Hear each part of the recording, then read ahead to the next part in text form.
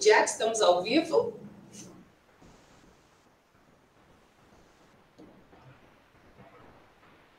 Deixa eu só conferir.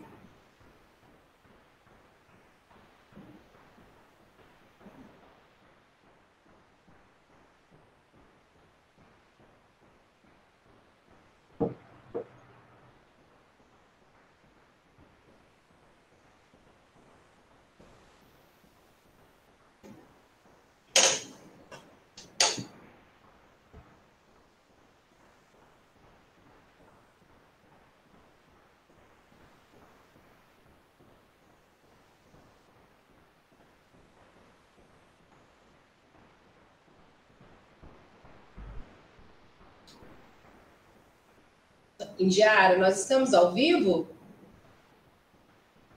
Ok, estamos ao vivo. Então, autoridades presentes, advogados, advogadas, bacharéis em direitos, advogados que militam nessa instituição, que nos acompanham pelo canal do YouTube, boa noite. É com imensa honra que a Ordem dos Advogados do Brasil, seccional Tocantins, os recebe nessa noite de forma virtual para um momento de muito conhecimento e aprendizado com a doutora Letícia Vogt. Esse evento é organizado pela Comissão de Direito Tributário da OAB Tocantins, em parceria com a Escola Superior da Advocacia da OAB Tocantins e o apoio da OAB Tocantins. Tem como objetivo de entender as hipóteses legais de tributação do advogado autônomo e de pessoa jurídica em planejar de forma legal reduzir os custos e tributos incidentes à classe. Registramos aqui a presença da nossa palestrante, doutora Letícia, o nosso presidente da Comissão de Direito Tributário, doutora Alexandra José Bueno Teles, a nossa diretora de cursos não presenciais da ESA, doutora Daliane de Lázari. Convido para a sua fala a nossa coordenadora da ESA, dos cursos não presenciais, doutora Daliane de Lázari. Doutora, o seu áudio está desligado.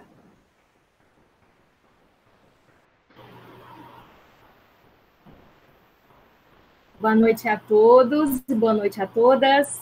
Em nome da ESA, gostaríamos de parabenizar a Comissão de Direito Tributário, na pessoa do seu presidente, o Alexandre José Bueno, pela brilhante escolha da palestra, um tema que é de suma importância para nós, advogados, porque nos oportuniza o conhecimento, noções sobre os encargos tributários que incidem na nossa profissão, não é? No exercício da nossa profissão, e nos possibilita, inclusive, realizar um melhor planejamento tributário. Gostaria de dar as boas-vindas para a palestrante, a doutora Letícia Vogt, dizer que nós estamos muito felizes em recebê-la essa noite, queremos que a senhora volte com essas outras temáticas aí que a senhora já colocou, né, no ar para a gente. Agradecemos também pela sua disposição, por compartilhar conosco seus conhecimentos adquiridos aí nesses mais de 20 anos de militância na seara tributária. No mais, gostaríamos de agradecer também aos nossos ouvintes, participantes, pela adesão de cada um dos colegas que nos acompanha nesse momento. Boa noite e bom evento a todos.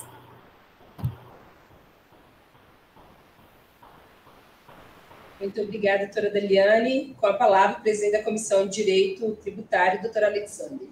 Primeiramente, venho dar boa noite para todos, colegas, advogados, acadêmicos, profissionais da área, como procurador de estados e demais pessoas.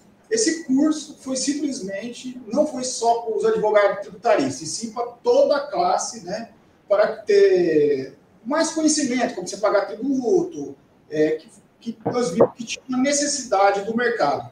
Aí, conhecendo a professora, fiz um convite para ela, gostei muito do sistema, da aula dela. Felizmente, ela veio dar aula para nós. Eu só espero que vocês absorvam e aprendam muito, porque a professora é muito boa. Obrigada, doutora Alexander. Dando continuidade ao evento, eu tenho a honra de convidar para a sua palestra, que traz o tema Tributação do Advogado Autônomo e Pessoa Jurídica. Ela que é formada em Direito pela PUC do Rio Grande do Sul, advogada, militante na área de Direito Tributário há mais de 20 anos, pós-graduada em Direito Tributário pela Escola Paulista de Direito e em Gestão Tributária pelo Instituto Nacional de Pós-Graduação do INPG, São Paulo, palestrante e professora em cursos de pós-graduação de Direito Tributário, Imobiliário, Agrário, Ambiental, Gestão para Escritórios de Advocacia, Empreendedorismo Jurídico e cursos preparatórios para a OAB. Com vocês, doutora Letícia Vogt. Olá, muito boa noite a todos os colegas que estão aqui hoje, essa noite. Primeiramente, também quero agradecer a esse convite que eu recebi com muita alegria e com muita honra. Quero agradecer ao doutor Alexander, né, que é da Comissão de Direito Tributário, a doutora Daliane, ao presidente também, né, da OAB. Agradeço pelo convite e me sinto muito lisonjada e fico muito feliz de poder compartilhar com os colegas, né, de poder compartilhar um pouquinho dessa questão da tributação, que eu tenho certeza que faz parte da dúvida de muitos dos colegas, tanto dos colegas aqui do Tocantins, de Palmas, né, e arredores, e assim como eu tenho certeza também, gente, que nesse momento tem meus alunos de São Paulo que também se inscreveram, né, em grande número também para assistir a aula de hoje. Então, muito obrigada pelo convite. Eu tinha expressado, inclusive, antes, né, de nós começarmos, o quanto eu tenho carinho por Palmas, porque já é uma cidade que eu frequento há mais de 2 anos, sou professora do Instituto Júlio César Sanches aí em Palmas, então sou frequentadora, já me sinto uma cidadã da cidade, já participei do 6º evento do Congresso do Jovem Advogado também, aí na seccional aqui de Palmas, como palestrante também, foi uma grande honra, acho que foi em 2018, se eu não me engano. Então, assim, fico muito feliz de retornar a essa casa e poder colaborar com os colegas na data de hoje. Posso começar? Aí, vamos para a nossa aula, então, maravilha. Gente, o que acontece? Advogado tem um certo problema. Nós temos vários problemas, né? Mas um deles é números, são os números. E quando o povo fala de tributário, fala de tributação, fala de fiscal, fala assim, meu Deus do céu, não sei nada, não entendo nada e não quero entender nada. Só que assim, por que é importante que a gente entenda? Primeiro, tributário não é difícil, ele é fácil. Ah, professor, até parece, mas é. Se vocês conviverem um pouco mais comigo, vocês vão ver como tributário é fácil. Segundo, é muito importante que nós, advogados, entendamos a tributação, por quê? Na maior parte dos casos, nós, advogados, trabalhamos, prestamos serviços, ganhamos nossos honorários, né? A gente sabe o suor, o quanto... A gente suor em Palmas, né? Com calor que a gente sabe o quanto custa ganhar esses honorários. E muitas vezes a gente não se organiza a ponto de saber exatamente qual é a melhor tributação para o nosso escritório, para economia, porque pagar menos tributos dentro da lei é uma forma de economia. E segundo, no momento que eu entendo a tributação na advocacia, eu minimizo a chance de risco de quê? De autuação fiscal. Por quê? A Receita Federal do Brasil, de uns anos para cá, junto com o INSS, eles têm feito operações de fiscalização, principalmente para profissionais liberais como nós. Advogados, médicos, dentistas, engenheiros, né, contadores. Por quê? Porque é muito fácil, entre aspas, a gente receber, ter remuneração e não declarar esses valores. Por quê? Porque é uma praxe do mercado, às vezes a gente não ganha o suficiente para poder pagar tributo, né? Tá lá tentando batalhar para poder montar um escritório, pagar as despesas do escritório, e a gente acaba não declarando esses valores e a gente acaba ficando nesse risco. Qual é o grande risco de ser autuado hoje em dia? De cair numa malha, a autuação é cair numa malha fina. O que é isso? Todo ano, todos nós devemos declarar o imposto de renda, né? Até abril, último dia de abril de cada ano, eu declaro no ano anterior quanto eu tive de rendimentos. E por conta disso eu vou ver se eu sou obrigada a tributar ou não. Pode ser que não tenha nem que pagar o tributo, porque às vezes eu tenho o quê? Tenho filho, tenho despesas médicas, tenho algumas despesas que eu consigo abater do rendimento que eu tive e automaticamente eu acabo nem pagando. Mas declarar, dependendo da sua faixa de rendimento, é obrigatório. Agora, se eu tenho por hábito de gastar 10 mil no cartão de crédito e declaro R$1.000 na Receita Federal, provavelmente nós, advogados, estamos muito no risco. Por quê?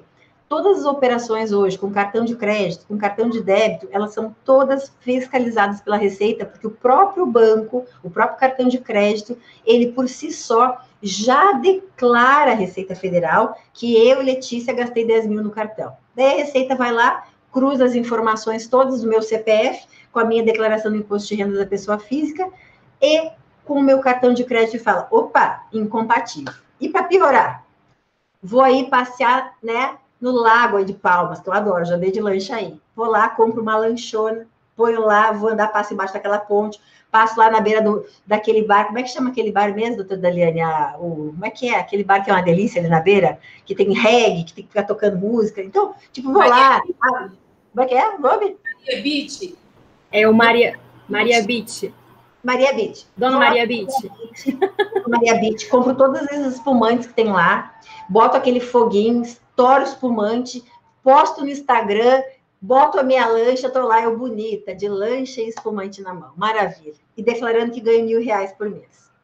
O que a Receita pode fazer hoje em dia? Ela pode fazer verificação de riqueza pelas mídias sociais, Instagram, Facebook. Você vai lá, posta seu escritório maravilhoso, móveis da melhor qualidade possível, e você achando que pode enganar a Receita Federal. Então, gente, na verdade, pagar tributo é um hábito que o brasileiro não tem. Por quê? Infelizmente, de todos os países, né, de 30 países pesquisados, nós estamos em 30º no nível de satisfação do que a gente paga de tributo, do que a gente tem de retorno. Então, o IRBS, né, que é justamente esse índice de retorno e satisfação, nós não temos. Então, o brasileiro tem por hábito não pagar tributo, até porque já pagamos bastante ICMS quando compra uma mercadoria, pagamos ISS num serviço, pagamos, né, uma tributação altíssima. Então, por hábito, não temos o declarar o correto e pagar. Tendo em vista essa questão do grande risco, a gente começou a ficar cada vez mais no risco, e se a receita cai, a gente cai na malha fina, ela chama a gente para saber o que está acontecendo. E o que acontece? Se eles identificarem que realmente eu tenho um rendimento muito maior do que eu declarei, ele vai lavrar um auto de infração, que é o quê? É um documento onde a Receita informa que você sonegou imposto e vai lhe cobrar com multa, e a multa normalmente é maior que o próprio débito do imposto de renda, mais juros e detalhe. E existe ainda um risco de processo criminal. Por quê? Se ele identificar que é sonegação fiscal, esse mesmo auto de infração que ele usa para cobrar esse débito, ele comunica já lá o Ministério Público Federal e pode abrir um processo criminal de sonegação fiscal. Imagina que bonito nós, infelizmente, advogados, respondendo um processo de crime de sonegação fiscal. Ainda mais uma cidade como Palmas, que eu acho que, me corrijam, era em torno de 7.000 advogados, praticamente assim, muita gente se conhece e as pessoas todas vão ficar sabendo também. Então, por que desse planejamento aqui? Por que a gente verificar qual é a melhor forma de tributação? Para poder pagar de forma correta, não pagar acima do que realmente preciso pagar e, por consequência, eu ando na linha, não tenho risco de autuação, não tenho risco de processo crime e consigo pagar menos tributo, dependendo da situação. E por isso que a gente dividiu hoje a aula entre advogado autônomo e o advogado PJ. Qual que é a diferença? Qual é a forma que a gente pode prestar serviço? Nós podemos prestar serviço como CLT, né? Ou seja, posso ser um empregado contratado de uma empresa, de um escritório de advocacia. Eu posso prestar serviço como autônomo, eu comigo mesmo, prestando serviço para meus clientes, sejam eles pessoas jurídicas, que são empresas, sejam eles pessoas físicas. E eu tenho a situação, a terceira possibilidade, que é daquele advogado que opta em constituir junto da OAB uma sociedade de advogados, né? Lembrando que é o quê? Uma sociedade civil. Essa sociedade hoje, ela pode ser dividida de duas formas. Nós podemos ser sociedade unipessoal ou a sociedade simples. O que é a sociedade unipessoal? É aquela sociedade onde eu sou sócia de mim mesma, né? É aquela figura de, apesar de chamarmos de sociedade, onde é apenas um sócio, apenas um advogado. E tenho também a outra possibilidade, onde eu constituo essa sociedade, que é a sociedade simples, que pode ser eu e a doutora Daliane, né? Eu e o doutor 1, 2, 3, 15, podemos ser 15, uma banca de 15 advogados, não importa. Claro que poderão ter diferenças de cotas, né? Posso ter um sócio que participe com mais ou menos participação, daí vai ser uma forma de definir. E temos ainda também a figura do advogado associado, que é aquele advogado que presta serviços para um escritório de advocacia, faz um contrato vinculado à OAB, né? Existe essa regulamentação, a OAB, inclusive, normalmente fornece um modelo de contrato, e você não tem vínculo empregatício com esse escritório. Então, se, por exemplo, eu for prestar serviço como advogado associado do Dr. Alexander, eu vou fazer um contrato registrado na OAB, onde eu não tenho vínculo, ou seja, eu posso prestar serviços para qualquer outro advogado, outros advogados, ou para qualquer outra empresa, e ele vai me remunerar como se eu fosse, né, com uma remuneração pela prestação de serviço, mas para fins de tributação, a gente vai ver aqui que o advogado associado para fins de tributação, ele tem a mesma regulamentação do advogado autônomo, ou seja, tudo que eu aplicar de tributação para o advogado autônomo, quando eu falar de advogado associado, que é esse que presta serviço sem vínculo empregatício, com base nesse contrato, a tributação será exatamente do autônomo. Então, a gente vai ver de forma detalhada. Para isso, a gente acabou fixando e fechando o assunto no autônomo e na pessoa jurídica, que é quem? A sociedade simples, que é um advogado mais vários, né? Ou 2, ou 3, ou 4, por exemplo, eu e minha irmã somos sócias. Eu e ela somos 2 advogadas, sociedade, né, simples. Ou uma sociedade unipessoal, que é de uma pessoa só. Então, tem o advogado CLT, o autônomo e, por fim, então, o da pessoa jurídica. Imagine que a gente se equivale a uma empresa, só que a gente é uma sociedade civil, porque é uma sociedade que presta serviços jurídicos e ela só é formada por advogados. Eu não posso colocar numa sociedade de advogados, seja ela simples, outros que não sejam advogados, nem estagiário não pode fazer parte também, certo? Eu só posso colocar quem? Advogados. Por isso que é uma sociedade de classe. Então, o que acontece? Em relação ao CLT, hoje a gente nem vai trabalhar, porque ainda é a minoria dos casos, né, os CLTs, e tem toda uma questão previdenciária, uma parte de retenção, que é a parte do CLT, que mudou, inclusive, a partir do início desse ano, a partir do início de 2020, que é a parte da segregação da parte previdenciária. Então, hoje aqui, a gente vai trabalhar de forma detalhada a tributação do autônomo, e vocês vão perceber o quanto é pesada a tributação do autônomo, pesada. E eu já até antecipo que eu normalmente já entendo que, normalmente, quando você já tem um mínimo de rendimento, que consiga pagar um contador, né, que você já tenha capacidade financeira para pagar esse tipo de despesa, e se você realmente vai declarar tudo que você ganha, normalmente, constituir a sociedade na OAB, seja ela simples, seja ela unipessoal, e a gente vai ver o tipo de tributação, normalmente é mais barata do que eu como autônomo, certo? Porque a carga tributária do autônomo, ela é pesada tanto para o próprio autônomo, advogado autônomo, quanto para a empresa que contrata. Então, a gente fica menos concorrente. Por exemplo, se eu tiver que concorrer, eu e a doutora Daliane. A doutora Daliane tem uma pessoa jurídica constituída hoje numa sociedade simples, e ela está tributando simples nacional. Ela vai oferecer os honorários dela, vai dizer, olha, para fazer esse mandado de segurança, eu vou cobrar 10 mil. Tá bom. Ela vai ter as retenções da pessoa jurídica que são muito pequenas. Ela, pessoa jurídica. Em compensação, a empresa que está contratando ela como pessoa jurídica não tem que reter nada do seu próprio bolso. Agora, se essa mesma empresa, eu disse que cobrava os mesmos 10 mil da doutora Daliane, só que eu sou autônoma, não tenho uma pessoa jurídica constituída junto da OAB, eu vou ter retenção como autônomo, que já é altíssima, e a empresa vai ter um encargo de mais 20%. Eu vou mostrar isso aqui de forma detalhada. Então, assim, o autônomo, além de ser mais caro para mim, advogada, normalmente ele é mais caro para quem está me contratando também, e isso, por consequência, me deixa menos concorrente. Então, eu vou começar aqui compartilhando o material com vocês. Eu até, né, já comentei que depois a gente pode compartilhar esse material aqui para o pessoal depois reassistir a live, entender o passo a passo e acompanhar com o material. Então, eu vou compartilhar aqui com vocês.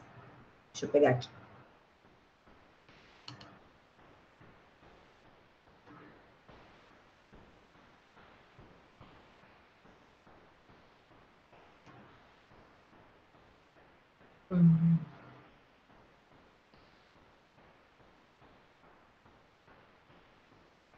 Bom, aqui, como eu havia mencionado, as possibilidades, né, dentro das estruturas que hoje a gente presta serviço como advogado. Gente, o que acontece? Eu acabei de mencionar o quê? Que, de um lado, quando eu presto serviço jurídico para uma pessoa jurídica, então, por exemplo, uma empresa... a pessoa pensa, mas eu não presto serviço para uma empresa. Pode ser a farmácia, pode ser o botequinho na esquina que vende cerveja, pode ser o cara que faz crepe. Se ele tiver uma pessoa jurídica constituída na Receita Federal, que tem um CNPJ, ele é uma empresa, tá? Então, o que acontece? Fui prestar serviço justamente pro bar da esquina, que estava com um problema lá de tributação, queria rever a tributação dele. Tá bom. Só que eu não tenho pessoa jurídica constituída. O que vai acontecer de cara? Essa empresa, esse botequim da esquina que me contratou, sobre a minha remuneração, vai ter que tirar 20%, ele vai ter que arrecadar em cima do valor que está pagando para mim e tirar do seu próprio caixa, não é de mim ainda, tá? Em contrapartida, sobre o que eu ganhar, quando ele for me pagar, a primeira coisa que ele vai fazer é fazer a retenção do quê? Da parte previdenciária, que ele é obrigado a reter 11%, mais o ISS, que a gente vai ver com detalhe, e mais a parte do imposto de renda. O que acontece se essa empresa, se essa pessoa jurídica não me fizer a retenção? E eu, por conta própria, não fizer o recolhimento? Ele vai ser responsabilizado de fazer o recolhimento da minha parte. Então, ele jamais vai deixar de querer fazer essa retenção. Principalmente se essa empresa costuma declarar os seus gastos.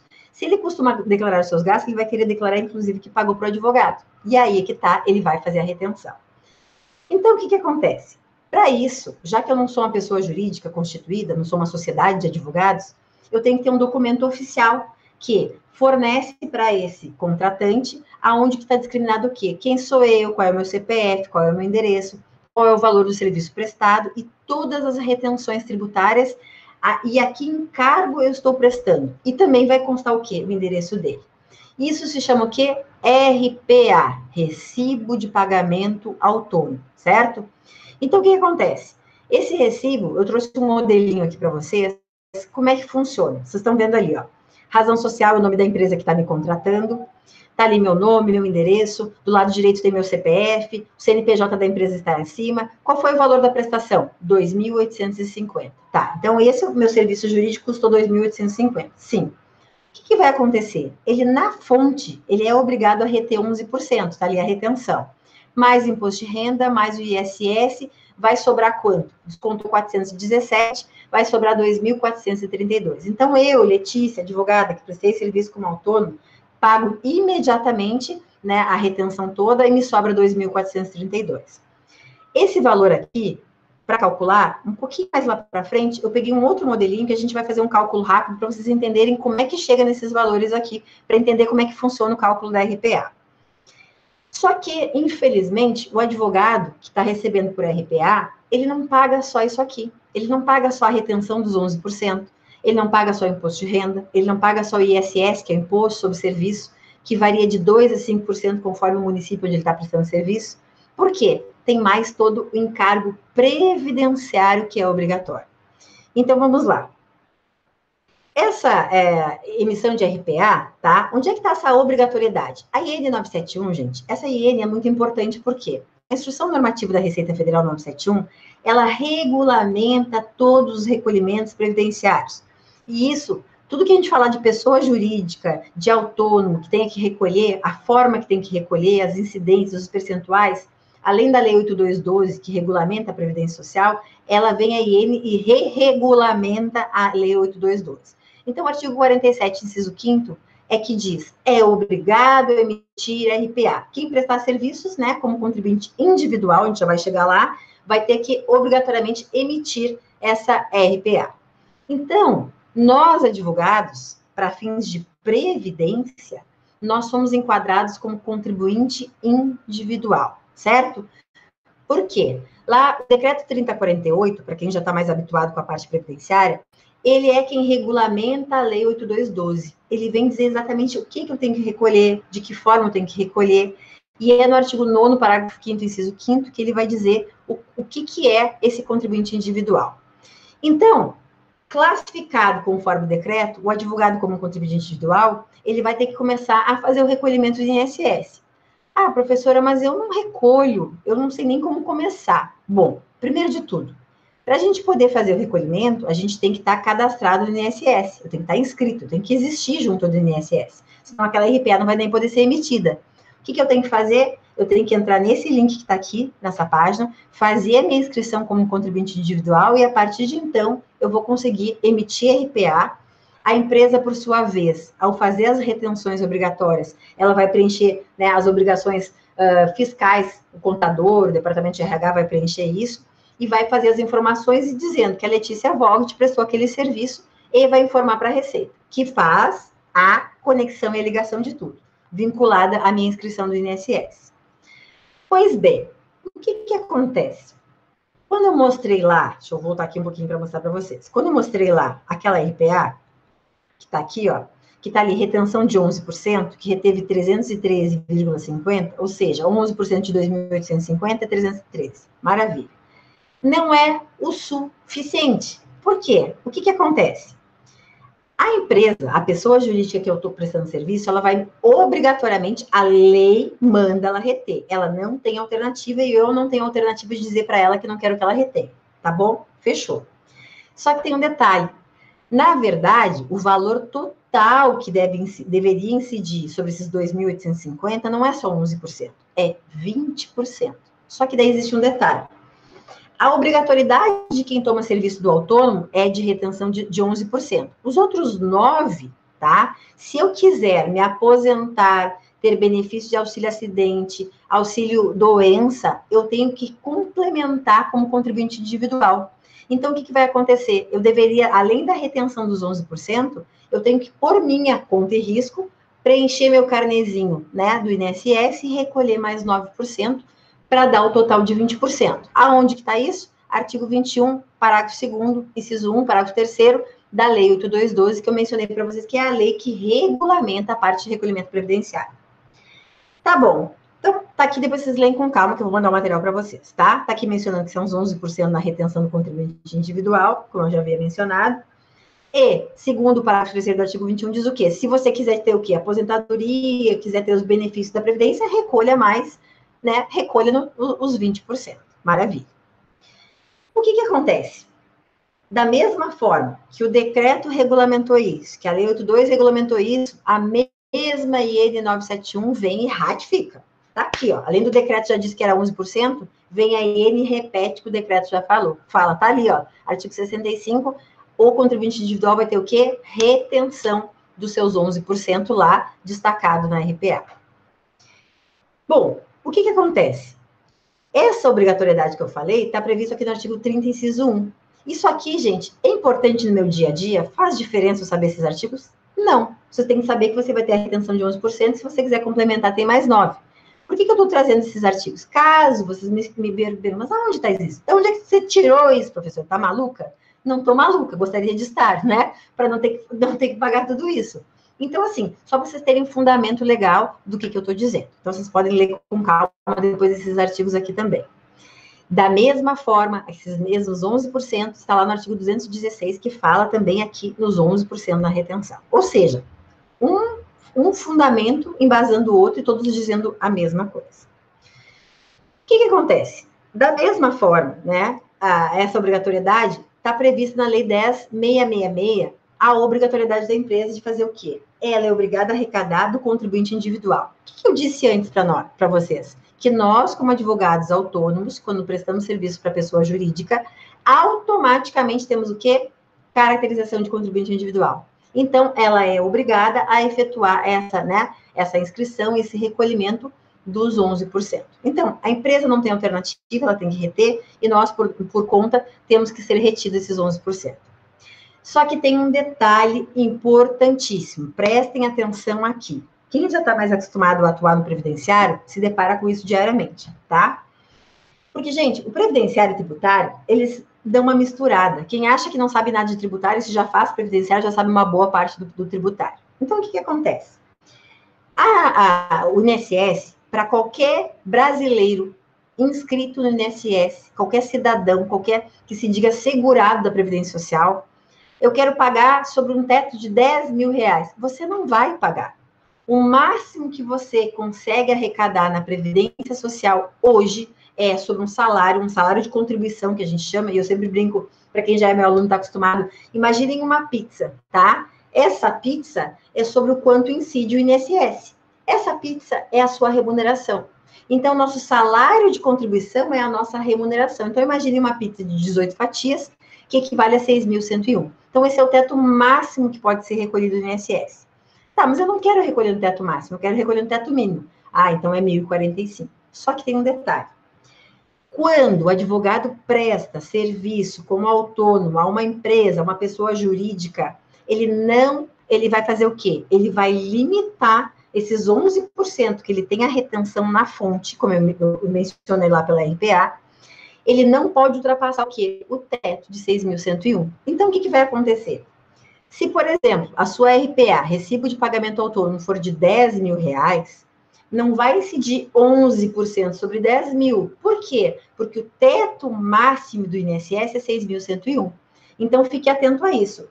Tudo que exceder ao 6.101 não pode ser tributado na retenção na fonte, que são os 11%. Então, você tem um teto máximo de retenção, que é 6.101, e um mínimo de 1.045. Presta atenção, porque isso pode dar tributação, inclusive, em mais de uma empresa que você presta serviço, sendo recolhido acima do teto legal.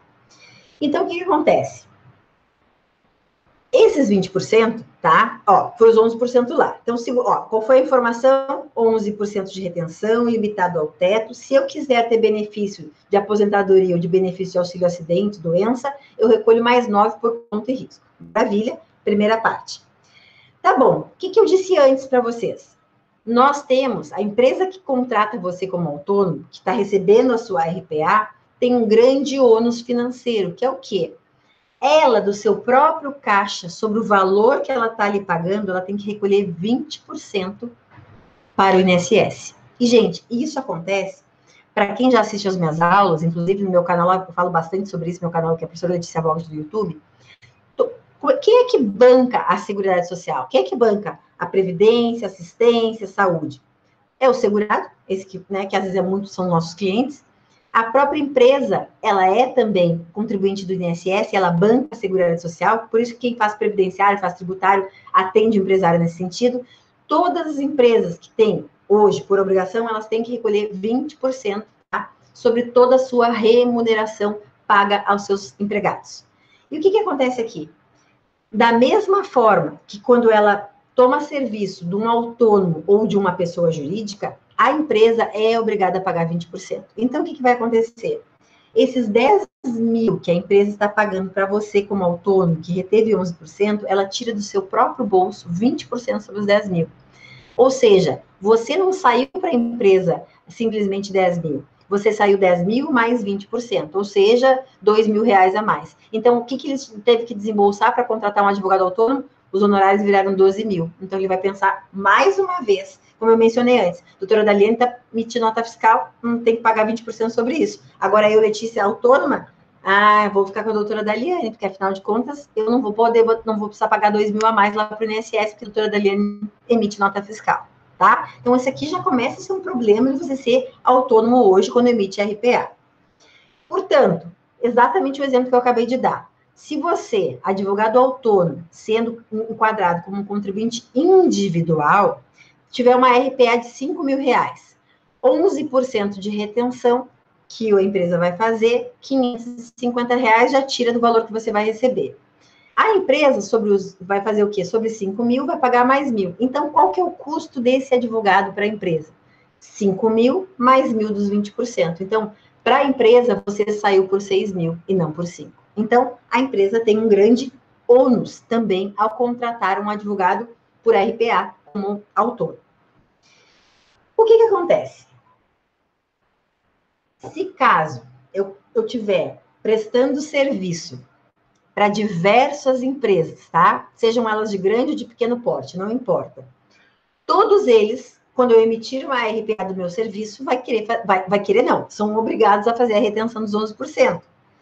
E o que acontece? Supondo que num determinado momento você prestou serviço um de 10 mil, outro de 3 mil, outro de 1.500. Cada um está retendo. Lembra que eu falei que nós temos um teto máximo de 6 mil reais, 6.101?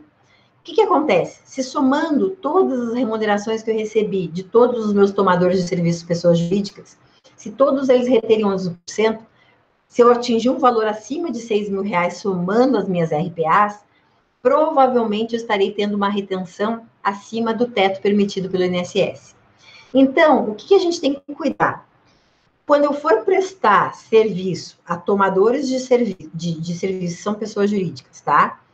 Eu, como autônomo, e talvez eu tenha, e pode acontecer também o seguinte, eu sou autônomo aqui, mas eu também tenho um vínculo empregatício em uma empresa que não me impede de trabalhar como autônomo. Eu já estou tendo retenção do INSS lá também como CLT. Então, o que eu vou ter que fazer? Eu vou ter que comunicar ao meu tomador de serviço que eu já tive a retenção no teto, naquela outra empresa, vou comprovar o recolhimento, tá aqui, ó. Tanto já tive lá, tá aqui, declaro para os devidos fins, que eu, Letícia Vogue, CPF, como prestadora de serviço, já fui retida no limite teto máximo da Previdência Social, no valor máximo dos 11%, portanto, requer que não faça a retenção nessa prestação de serviço.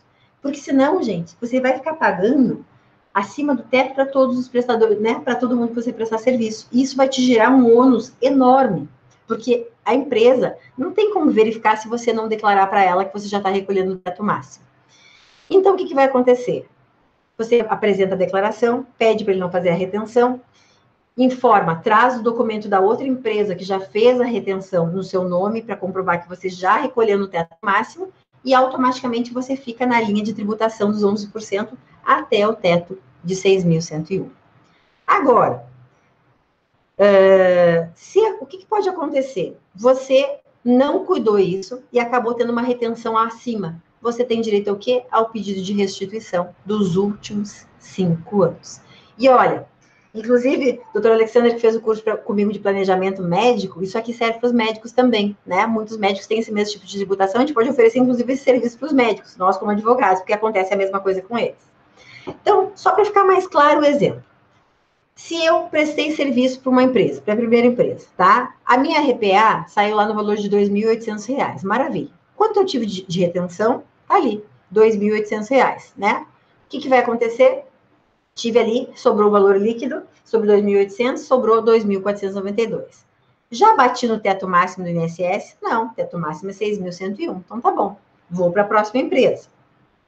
Na segunda empresa, emiti uma segunda RPA de R$ 2.200. Maravilha. Quanto foi a minha retenção? 242. Por quê? 2.200. Já tive 2.800 mais 2.200. Tenho aí o quê? 5.000. Já bati no teto? O teto é 6.000? Não, não bati no teto. Então, tá correto a retenção da primeira, a retenção da segunda. Quando chega na terceira empresa, eu acabo emitindo de novo uma prestação de serviço no valor de 2.460. O que acontece? Se eu somar a primeira empresa, a segunda empresa e a terceira empresa, os valores das 3 RPAs vão ultrapassar o valor de 6.101, que é o limite para fins de retenção do INSS. Olha como é que vai ficar. Eu tenho um teto de 6.101, que é o máximo que eu posso recolher no INSS, certo? Eu já tive, somando o recibo 1 e o recibo 2, eu já somei R$5.000. Tá bom. Então, quanto mais eu posso tributar pela terceira empresa? Só o que exceder o valor dos 5.000. 6.101 não é o teto máximo? Sim. Quanto eu já tive de retenção? Até 5. Então, de 6.101 menos 5, sobrou 1.101. Então, a terceira empresa só vai poder reter 11% no limite de 1.101. Porque eu, somando 5.000 mais 1.101, já bati no teto máximo de retenção do INSS. Então, vejam bem para ficar mais fácil ainda. Se eu for nessa empresa, que eu tive a terceira empresa, que a minha RPA era de 2.460, e ela obedecer e recolher no limite que faltava em proporção àqueles 6.000, que é o teto máximo do INSS, ela vai fazer 11% apenas sobre 1.101 e vai me recolher R$ 121, que é o correto. Então, o que acontece? Na primeira empresa, recolhi 308, na segunda 208 e na terceira 121 reais. Por quê? Porque limitou a parcelinha que faltava, recolhimento correto de 637 reais, ou seja, naquele mês, prestando serviço como autônomo para 3 empresas, respeitando o teto máximo de 6.101, essas empresas retiveram e eu paguei no total de 11%, 637,12. Agora, se eu não respeitar o limite do teto, o que vai acontecer? Primeira empresa, 2.800, segunda empresa, 2.200, terceira empresa, 2.460. Quanto que dá isso? 7.460. Qual que é o teto que eu falei? 6.101. Se a terceira empresa tributar sobre 2.460, ela não respeitou o teto e automaticamente eu vou ter tributando acima de 6.101 e vou tributar a totalidade de 7.460. Então, gente, o que vai acontecer? Ao invés de ter, deixa eu voltar aqui, ao invés de ter um recolhimento de R$ 637 por mês, que é o correto, eu vou ter uma retenção de 786,60. Qual que dá essa diferença? Sem respeitar o limite do teto, eu recolhi R$ 786,60 no mês, e com o limite seria 677. Vocês até podem pensar, poxa, mas tem um pouquinho, R$100 e poucos de diferença? Sim, R$100 e poucos no mês. Mas você não sabe quanto é que vai ser a remuneração. Se fosse 10, 20, 30, vai deixar reter sobre tudo? E daí o que vai acontecer? Se você somar, né, um mês a diferença é 149. Nos últimos 12 meses, 1.793. E nos últimos 5 anos que foi recolhido a maior do que o indevido, dá 8.968. Ou seja, dependendo da remuneração como autônomo, se você não cuidar que esses tomadores de serviço, pessoas jurídicas, estão estão retendo acima, você vai ter uma retenção a maior de quase R$9.000. Pode não parecer muito, gente, mas é dinheiro. Vai botar isso na ponta do lápis. Isso aqui corrigido, isso aqui está sem correção. O que vai acontecer? Caso você realmente tenha passado por isso, verifique que realmente tenha tido essa retenção, você vai poder pedir a restituição dos últimos 5 anos, tá? Com base no artigo 65 do CTN. E aonde que eu vou pedir? Eu vou entrar nesse link aqui da Receita Federal, tá? Vou clicar e vou fazer um preenchimento de pedido de restituição de contribuição previdenciária federal. Posso fazer isso, inclusive, para os meus clientes médicos. A gente falou isso lá no curso de planejamento médico, tá? O que eu preciso para poder fazer esse pedido de restituição? A própria pessoa, né? O próprio autônomo, advogado, fazendo isso. Eu quero que alguém me represente, um colega. Tudo bem, passa uma procuração para ele, não tem problema. Ele vai abrir um processo administrativo junto da Receita Federal, vai fazer um agendamento na Receita Federal para poder fazer esse protocolo, pedido de restituição.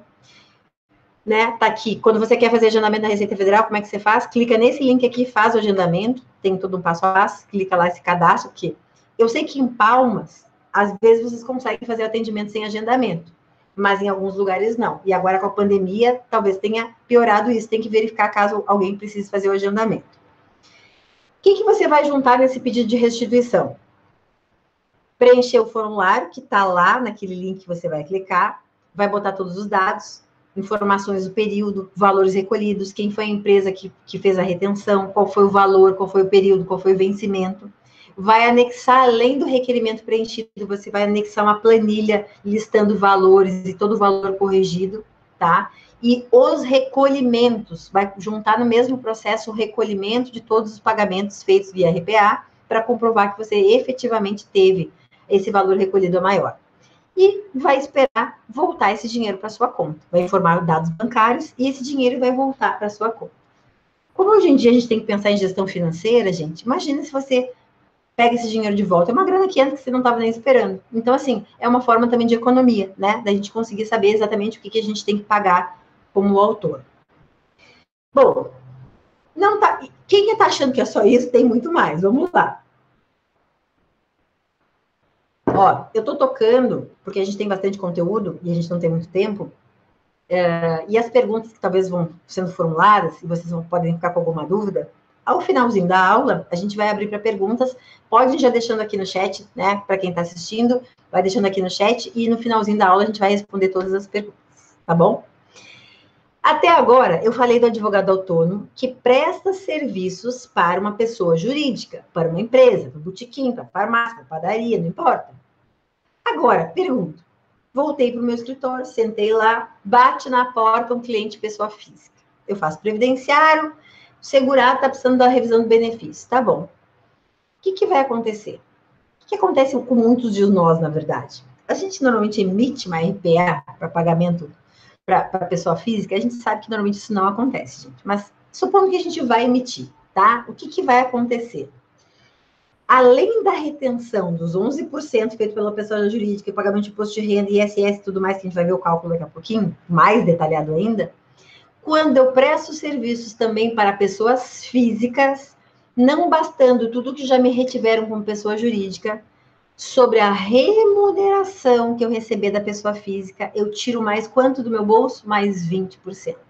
Então, por exemplo, chegou lá, vou fazer um divórcio, tá? Vou fazer um divórcio, agora a quarentena, o índice de divórcios aumentou, tá? Um monte de divórcio no meu escritório. Tá bom. Casal, cobrei R$10.000 para fazer esse divórcio do casal. Maravilha.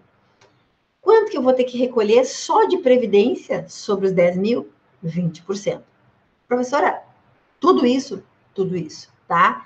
Se eu emitir RPA, vai que o casal diz assim, tá bom, mas a gente quer declarar no imposto de renda. Quando a pessoa física declara seu imposto de renda, gente, tem um campo lá da pessoa física que ela pode informar quanto que ela pagou a título de honorários advocatícios. Então, ela informou que pagou, né, para Letícia Vogue de R$10.000 no exercício passado.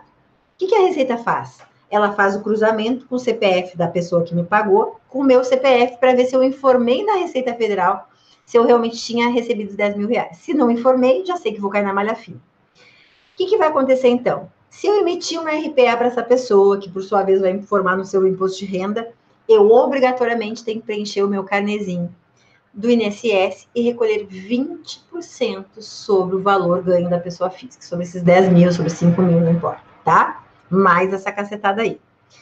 Onde está isso? Artigo 21 da Lei 8212. Ele que diz que é 20% sobre o salário de contribuição. O que é o salário de contribuição? O que eu tinha dito para vocês antes? Imaginem a pizza, a minha remuneração, sobre a minha remuneração incide 20% quando eu prestar para a pessoa física, ok? O que acontece? Essa mesma obrigatoriedade de 21% está aqui. Por que eu tenho que recolher? Daí que eu dito antes, eu sou um contribuinte individual. Da mesma forma, tá? Que eu tenho que recolher, que eu posso recolher aqueles 20% sobre a minha RPA da pessoa jurídica, que é 11 mais 9, os 20% aqui tá a obrigatoriedade como contribuinte individual. Então, eu não escapo.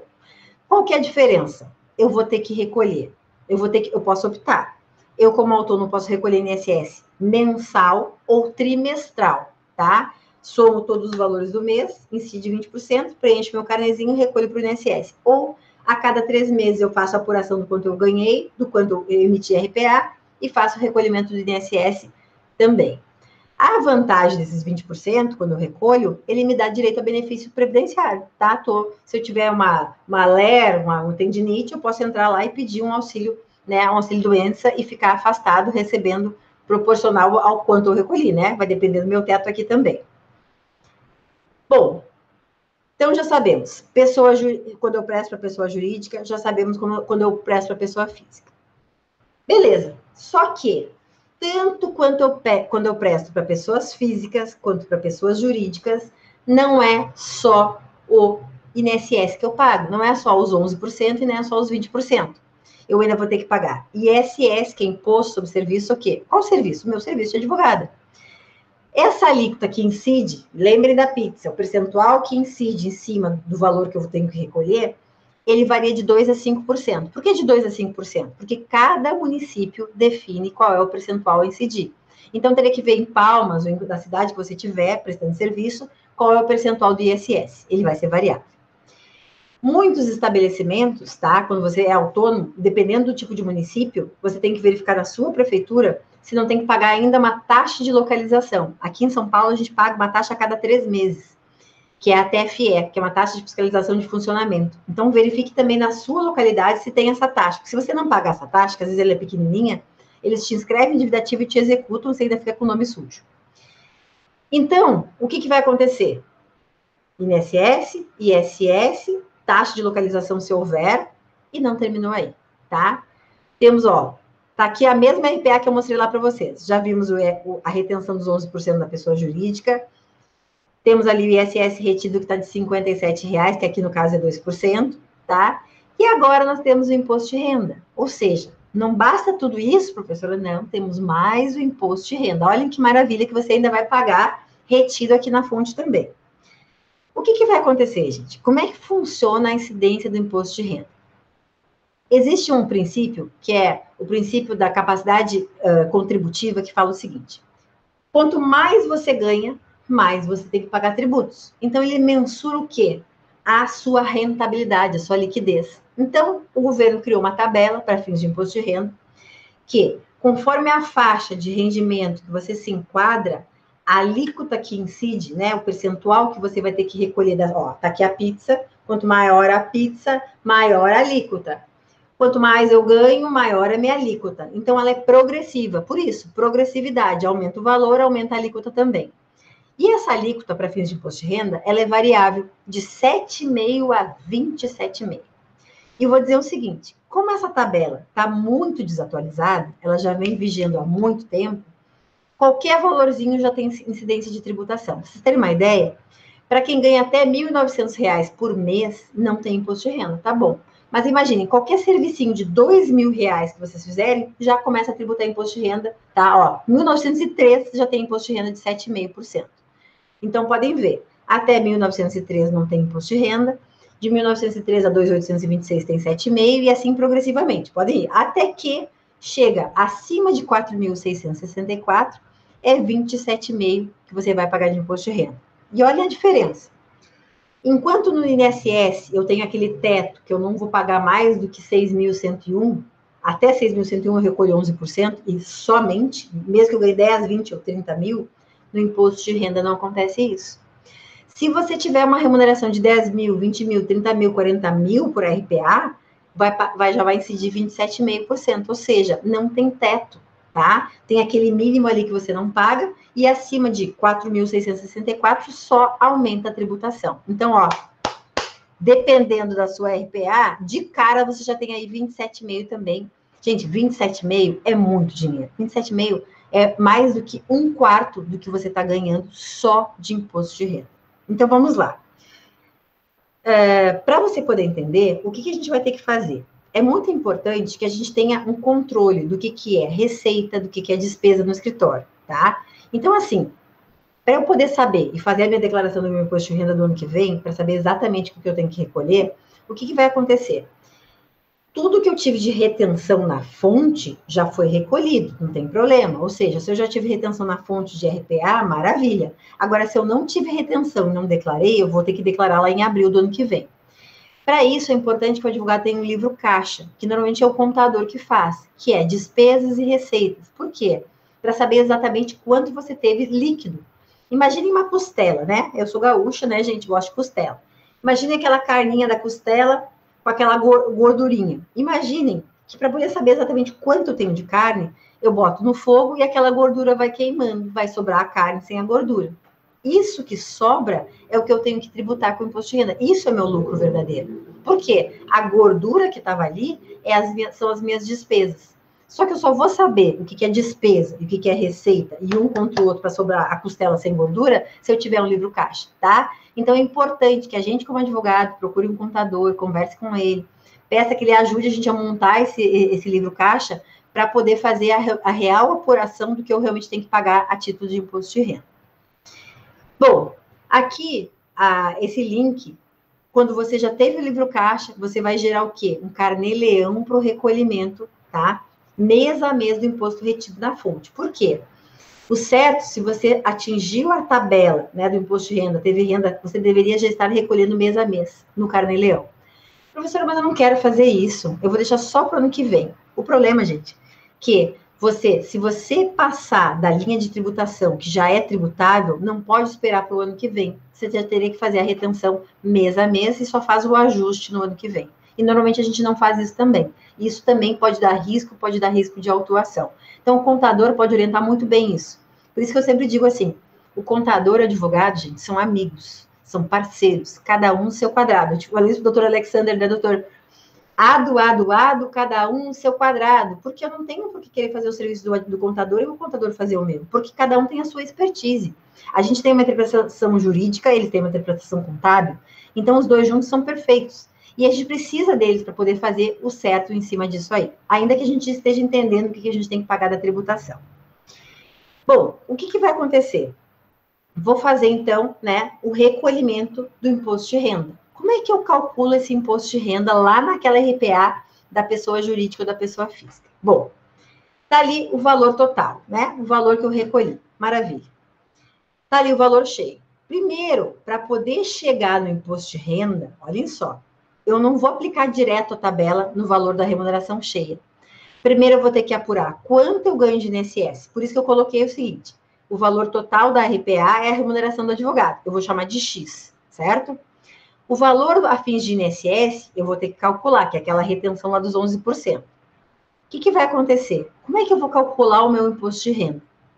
Eu já calculei o meu INSS, que é aquela retenção dos 11% que eu mostrei na RPA para vocês, que eu já vou mostrar de novo.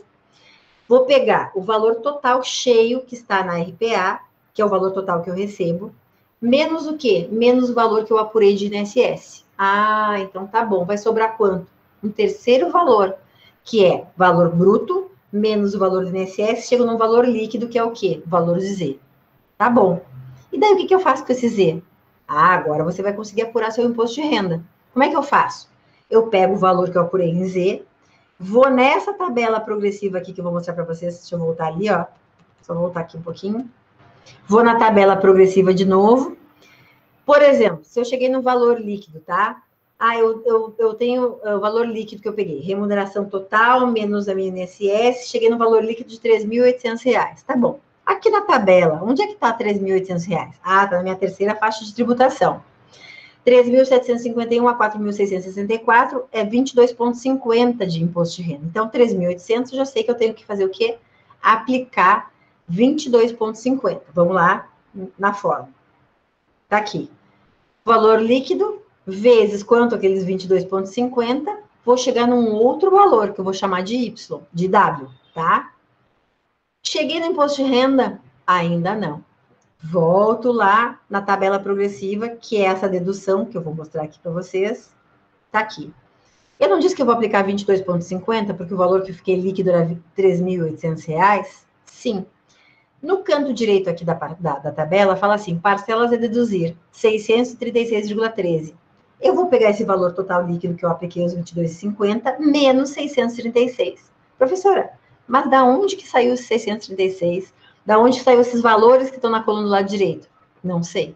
Isso é cálculo da receita, eles fizeram um cálculo e deram um benefício para o cliente, para o contribuinte, que é, você vai poder deduzir esse valorzinho aqui. Ah, aquele é bonzinho? A receita não é boazinha, mas ela nos deu essa dedução aqui. Então, o que vai acontecer? Volto lá. Apliquei a alíquota dos 22,50, cheguei no novo valor. Tá bom? Não. Pego o novo valor, aplico o lado direito da tabela progressiva, que é a dedução, e vou chegar num valor do imposto de renda a recolher. Professora, não entendi nada com essa fórmula. Vamos mostrar no cálculo para ficar mais fácil. Vamos lá. Eu tenho uma remuneração, uma RPA, que foi emitida de R$ 4.500. Tá bom, entendi. Quanto que é o INSS? Quanto que é 11% de 4.500? 488,85. Tá, então já sei que eu vou ter retenção de INSS 488. Sim, exatamente, tá. Mas eu quero apurar o imposto de renda. O que eu disse para vocês? Para chegar no valor do imposto de renda, eu vou pegar o valor inteiro, que é a pizza inteira, 4.500, menos quanto? Menos o INSS. Então, vamos lá. 4.500, menos o valor dos 11% do INSS, vai dar quanto? 4.011. Ah, cheguei no valor líquido, sim. Valor bruto da minha remuneração, menos o valor do INSS. Por que eu faço isso? É um benefício que a Receita nos deu, mandou calcular assim, tá? Abato, chego no valor líquido de 4.011. Aqui já posso aplicar a alíquota do imposto de renda? Sim. Como é que eu sei a alíquota do imposto de renda? Vou ter que ir lá na tabela progressiva, vamos lá. 4.011,15. Vamos lá na tabela progressiva. Aqui. 4.011, olhem para ter, ó, tem a quarta fileira. De 3.751 a 4.664, eu aplico uma alíquota de 22,50. Quanto que eu disse que era lá? 4.011. Ah, então o percentual aqui é 22,50. Vamos lá. 4.011 vezes 22,50 lá da tabela progressiva do imposto de renda, cheguei no valor de 902,50. Ah, achei imposto de renda? Ainda não. Por quê? O que eu disse para vocês? Desse valor, depois de aplicar a alíquota, eu vou lá na tabela de novo, vou na coluna do lado direito e vejo quanto eu posso deduzir, aquele benefício que a Receita me deu. O que está lá na tabela progressiva? Aquela coluna lá direito, 636. Vamos lá ver? Para você não ter dúvida? Vamos lá. Tá ali, ó, 636,13, maravilha. Então, vou lá no cálculo de novo. 902, que é o valor que eu achei, aplicando a alíquota de 22,50, menos a dedução de 636,13, vai chegar no quanto de imposto de renda eu tenho que recolher, 266,37. Portanto, para mim, advogado autônomo, que tive uma RPA de R$ 4.500, eu vou recolher quanto? 488,85 de INSS, que é 11%. Se eu quiser recolher os outros 9, eu posso? Posso, mas não sou obrigado a recolher, tá? Mais 266,37 de imposto de renda. Portanto, qual é o valor líquido que esse advogado vai receber? Né? Tirando o INSS, tirando o imposto de renda. Ele de R$ 4.500 da RPA, ele vai receber líquido 4.223. Não coloquei o ISS ainda, estou só apurando o INSS e o imposto de renda, tá? Esse é o valor líquido que esse advogado vai receber. Bom, então tá aqui a faixinha. Ó, eu fiquei indo para lá, esqueci que a tabela progressiva estava aqui. Então, apliquei 22,50. Se eu cair em outra faixa do valor líquido, eu vou usar outro percentual e outra dedução, tá? Então, ela vai variar, esse cálculo não é sempre a mesma alíquota, vai variar dependendo do valor para eu enquadrar aqui na tabela progressiva. Lá no início da aula, o que eu falei? Eu falei que o advogado autônomo, ele era, quando ele for contratado como advogado associado por um escritório de advocacia, como é que ele vai ser remunerado? Acertei com o escritório que vou receber 5 mil todo mês. Tá, não tenho vínculo empregatício, fiz o contrato vinculado à OAB, mas qual vai ser a remuneração e a tributação desse advogado associado? Igualzinha do autônomo. Tudo que eu acabei de dizer do autônomo se aplica ao advogado associado. Inclusive, o escritório que contrata um advogado associado, qual que vai ser o encargo dele? Se eu, advogada, contratar outros advogados associados, sobre a remuneração que eu pagar para cada um deles por RPA, eu, Letícia, do meu próprio escritório, vou ter que pagar mais 20% sobre toda a remuneração paga para o advogado associado. Então, assim, tomem cuidado, porque às vezes a gente não quer contratar vínculo CLT, a gente só vai contratar associado para não ter vínculo trabalhista, mas a gente tem aqui uma incidência de 20%, que também vai ter no CLT, tá? Então, tomem cuidado, não achando que o associado é mais barato, que não é. Para a gente fica mais caro ainda, inclusive, tá? Então, guardem essa informação. Aqui eu só coloquei, gente, para quem quiser saber um pouquinho mais sobre o advogado associado, tem essa IN aqui da OAB, né, que é como é que funciona a associação de advogado, como é que funciona, quais são os regramentos, modelo de contrato. Com certeza aqui no site da OAB, aqui do Tocantins, tem esse contrato para quem tiver interessado, tá? Aqui é só as informações em relação ao associado. Portanto, qual é a tributação de um advogado autônomo? Se eu prestar, né, serviços, ó, primeiro, imposto de renda vai ser variável de 7,5% a 27,5%. O ISS vai variar de 2% a 5%, conforme o município onde eu prestar serviço. A pessoa jurídica que me contratar vai ter um encargo sobre o que me pagar, tirando do seu próprio bolso, 20% a mais. Se eu prestar serviço como advogado para pessoa física, eu vou ter que pagar 20% sobre a remuneração, só além do imposto de renda, além do ISS, 20% sobre a remuneração a fins de previdência social. E se eu for contratado por pessoa jurídica, eu vou ter a retenção de 11%. Então, só separando. Tanto se eu prestar serviços como autônomo para uma pessoa física, como para uma pessoa jurídica, onde eu emitir uma RPA, em ambos os casos eu terei o quê? Retenção de imposto de renda, que varia de 7,5% a 27,5%, retenção a retenção do INSS da pessoa jurídica a 11% e os 20% apartado para a pessoa física. O ISS, ambos eu vou ter que recolher de 2% a 5%, tá? Então, assim, aqui é o resuminho dessa cacetada que nós, advogados como autônomos, recolhemos hoje como pessoa jurídica. Desculpa, como pessoa autônoma, como pessoa física, certo? Deixa eu só dar uma olhadinha no horário, são 8h06. Deixa eu só fazer uma coisa aqui. Deixa eu só interromper aqui um pouquinho, só para ver se tá, é que eu não fico enxergando vocês quando eu estou com a tela compartilhada. Tá tudo tranquilo aí, gente? Tudo bem? Tá. Eu não enxergo ninguém, fica só a tela. Temos perguntas? Ou quer deixar para o final? Para o final? Temos agora toda a pessoa jurídica ainda, né? Melhor concluir, professora. Já temos algumas perguntas, mas vamos concluir. Tá, maravilha. Então, vamos lá. Deixa eu compartilhar. Então, gente, concluímos a pessoa do autônomo, toda a tributação, a pesadíssima carga tributária, tá? Agora, vamos para a pessoa, quando você constitui, então, uma pessoa jurídica junto à OAB, ou seja, uma sociedade simples ou uma sociedade unipessoal. Bom, aqui eu coloquei, só para repetindo, né? O que acontece? Onde é que a gente sabe o tipo de sociedade que eu posso constituir? Lá no artigo 15, né, do Estatuto da OAB, ele fala o quê? Que a gente pode constituir sociedade simples ou a sociedade unipessoal. Essa sociedade unipessoal, gente, ela não existia até 2016. Ela foi uma alteração do Estatuto que trouxe essa possibilidade. Antigamente, quando o advogado não queria ter um sócio, ou não tinha quem fosse seu sócio, ele obrigatoriamente tinha que prestar serviço como autônomo. Ele não tinha essa opção. Então, hoje, eu posso prestar o mesmo serviço que eu prestava como autônomo, mas constituir, então, essa pessoa jurídica, que é a pessoa, né, a sociedade simples, a sociedade unipessoal e a sociedade simples.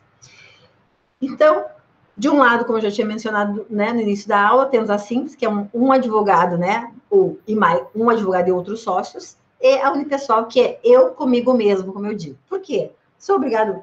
Às vezes, gente, é uma boa ser sócio sozinho. E a própria OAB, qual que é a vantagem? Normalmente, a maioria das OABs, ela isenta a sociedade unipessoal, que é a sociedade de uma pessoa só, do pagamento da anuidade da pessoa jurídica. Por quê?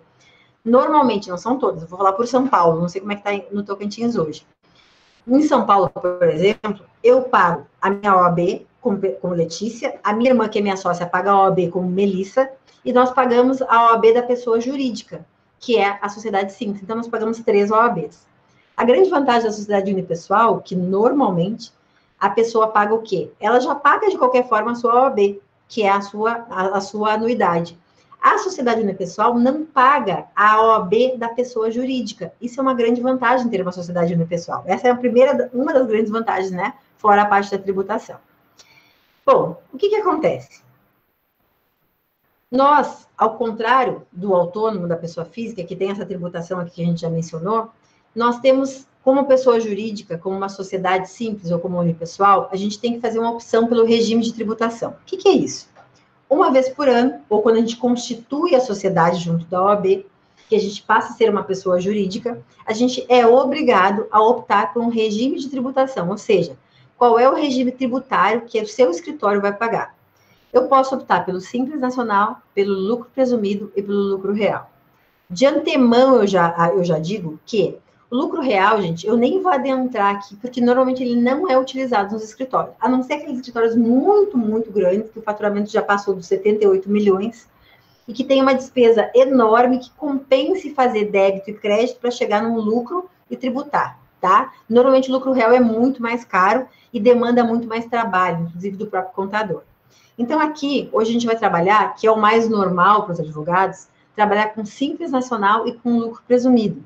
E vocês vão ver quais são as vantagens de um e de outro e também comparado à tributação do autônomo. Então, o que acontece? O que é esse Simples Nacional?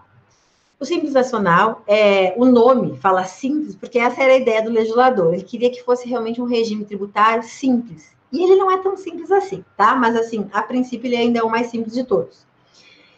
Quando que eu posso optar pelo Simples Nacional? Primeiro, meu escritório não pode faturar nos últimos 12 meses, né, no último ano, mais que 4,8 milhões. Se eu faturar 4,8 milhões nos quebradinhos, eu automaticamente estou excluído do Simples Nacional. Eu até entendo, assim, que a gente bem que queria ser excluído do Simples Nacional. Vou estar feliz da vida. Se eu estiver faturando acima de R$ 4.800, acho que todo mundo vai querer ser excluído do Simples Nacional. O que vai acontecer? Para que a sociedade possa... eu fui lá na OAB, fiz todos os trâmites da OAB, constituí a pessoa, né, a pessoa jurídica simples ou a unipessoal. Qual é o próximo passo? O contador vai abrir um cadastro meu da pessoa jurídica junto da Receita Federal, que é o quê? CNPJ. O CNPJ, gente, que é Cadastro Nacional de Pessoa Jurídica, ele equivale ao nosso CPF da pessoa física. Toda pessoa jurídica é obrigada a ter um CNPJ. Abriu, no momento que ele abrir esse cadastro junto da Receita, obrigatoriamente ele vai ter que fazer também a opção do regime de tributação. Por isso que eu disse, a gente quando abre a sociedade, o contador já vai fazer essa opção de regime de tributação. E se eu não gostar mais desse regime no outro ano, eu achar que ele não está tão benéfico, eu estou pagando mais, eu posso no próximo ano, eu posso optar por outro regime de tributação. O que acontece? Quando eu quiser aderir, por exemplo, hoje nós estamos em... Que dia hoje? 3 de dezembro. Hoje saiu meu CNPJ na Receita Federal, a partir de hoje eu tenho uma sociedade unipessoal junto à OAB do Tocantins. O que vai acontecer? Nesse momento, eu fiz a opção pelo Simples Nacional, tá bom? Beleza.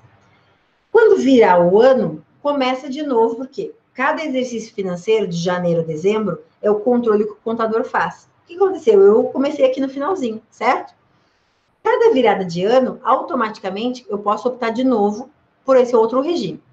Para eu me manter no Simples Nacional, né, ou para migrar de um outro regime para o Simples Nacional, até 31 de janeiro de cada ano, que é o prazo limite para opção pelo Simples Nacional, a pessoa jurídica, a sociedade, não pode ter nenhuma pendência na Receita Federal, ou seja, não posso ter débito, não posso ter débito em aberto, inscrito em dívida ativa. Se eu tiver um parcelamento que estiver em atraso, vai dar problema também. Ou seja, eu tenho que estar regular. com todos os meus tributos do Simples Nacional para poder me manter no Simples Nacional. E o que acontece? No momento que eu fiz essa opção pelo Simples Nacional, eu vou fazer uma consolidação. Vocês vão ver que depois do presumido eu vou mostrar para vocês. Lá no presumido a gente paga tudo separado. Aqui não. O Simples, a ideia era justamente simplificar, ou seja, eu faço uma única declaração, né, que é uma DAS, que a gente diz que a gente preenche uma DAS, a gente não, o contador preenche uma DAS, que é a declaração do Simples Nacional, onde vai informar todas as notas fiscais que eu emiti. Ou seja, eu prestei serviço para uma pessoa jurídica? Sim. Eu vou emitir uma RPA? Não, isso é só lá para o autônomo. Eu vou emitir uma nota fiscal, certo? Essa nota fiscal, o que eu vou fazer? Vou mandar todas as notas fiscais que eu emiti lá para o meu contador. Professora, mas eu não emito todas as notas fiscais. Pois é, vai de cada um. O certo seria emitir, tá? Mas emitiu, manda para o contador, o que ele vai fazer? O somatório de todas as suas notas fiscais, o valor total que você faturou naquele mês ali, ele vai fazer o quê? Ele vai aplicar uma alíquota fixa, que a gente já vai ver, do Simples Nacional. E o que você está pagando aqui? Você está pagando imposto de renda da pessoa jurídica, contribuição social sobre o lucro líquido, tá? E COFINS. Contribuição social, COFINS, PIS, o que é isso? São contribuições que vão para a Seguridade Social, tá? Que as empresas são obrigadas a pagar. IPI aqui, a gente que é advogado, a gente não paga. Eu estou colocando aqui de forma geral, tá? É o regulamento geral, não só para advogados. Nós não vamos pagar IPI, por quê? Porque isso é só para produtos industrializados. Não vamos pagar ICMS embutido aqui, por quê? Porque ICMS é sobre venda de mercadoria. Então, o que a gente vai pagar aqui, na verdade? A gente vai pagar imposto de renda da pessoa jurídica, a gente vai pagar contribuição social sobre o lucro líquido, a gente vai pagar COFINS, a gente vai pagar PIS e vai pagar ISS. Aquele ISS que estava embutido, que estava sendo pago por fora, de 2% a 5% lá, sobre a sua remuneração total, já está embutido aqui também no seu faturamento total que o contribuinte está declarando, tá? E a contribuição na Seguridade Social, que é a outra parte da folha, a gente já vai ver como é que fica. Então, aqui eu tenho uma DAS, que é um modelinho, aqui está do meu escritório, o Vogt Medeiros, Sociedade de Advogados, referentes que eu peguei do ano passado, está aqui o número, aqui ela lançou individualmente todos, né, ela individualiza antes de fazer o recolhimento, e ela vai somar, vai me gerar um código de barras, e eu vou fazer o recolhimento. Todo dia 20 eu vou fazer o recolhimento do Simples Nacional. Maravilha, estou recolhendo. O que acontece? A vantagem, tá? Uma das grandes vantagens em relação ao imposto de renda da pessoa física, lá na pessoa física, a gente já pagava no autônomo, no mínimo já 7,5%, já parava em 27,5%. Aqui, o percentual é muito menor, mas muito menor mesmo, já vai chegar lá, tá? Só que tem o seguinte, lá também, a gente pagava o quê? 20% sobre toda a folha, né, da pessoa física, quando você prestava para uma pessoa física. Aqui, o INSS já está embutido, paga também embutido, fica menor. E o ISS, como eu disse antes, também está embutido, então você não paga separado. Então, ele consolida todas essas alíquotas e paga de uma vez só. Qual é a desvantagem do Simples Nacional? Se você tiver um faturamento, né, você tem que estar limitado a 4.800.000, se você ultrapassar, você está fora. Ele limita, se você está no Simples Nacional, você não pode ter participação em outras empresas, também pelo Simples Nacional. Ah, mas a outra empresa está no lucro presumido, tudo bem. O que não pode é o quê? É você ter um percentual X, tem que ter até 10%, né, na outra, e nessa, se ultrapassar, eles juntam todos os somatórios e você está excluído do Simples Nacional. Isso o contador consegue orientar você também bem tranquilo. E você também não pode fazer parte do Simples Nacional se você tiver um sócio que esteja domiciliado no exterior, né, ou uma pessoa jurídica. Então, tem algumas limitações. Mas, de resto, gente, normalmente, a tributação do Simples Nacional é muito boa. Por quê? Lá no autônomo, a gente começava de início de conversa, tá? Com uma tributação o quê? De 7,5% a 27,5%, 11% na fonte, 20%, né? Mais 9% se eu quiser contribuir. Se for pessoa física, mais 20%, de 2% a 5%. De cara, já vai para mais de 30% a tributação do autônomo. O que acontece aqui? Para escritórios que faturarem em 12 meses, em um ano, ou seja, até R$180 mil, a alíquota é de 4,5%. Só que, claro, de um ano para outro, existe um coeficiente, um cálculo que se faz, que acontece o seguinte, soma todos os valores e vai recalculando. Pode ser que no próximo ano vá para 5,2, tá? Ela dá uma variadinha até chegar nos 9.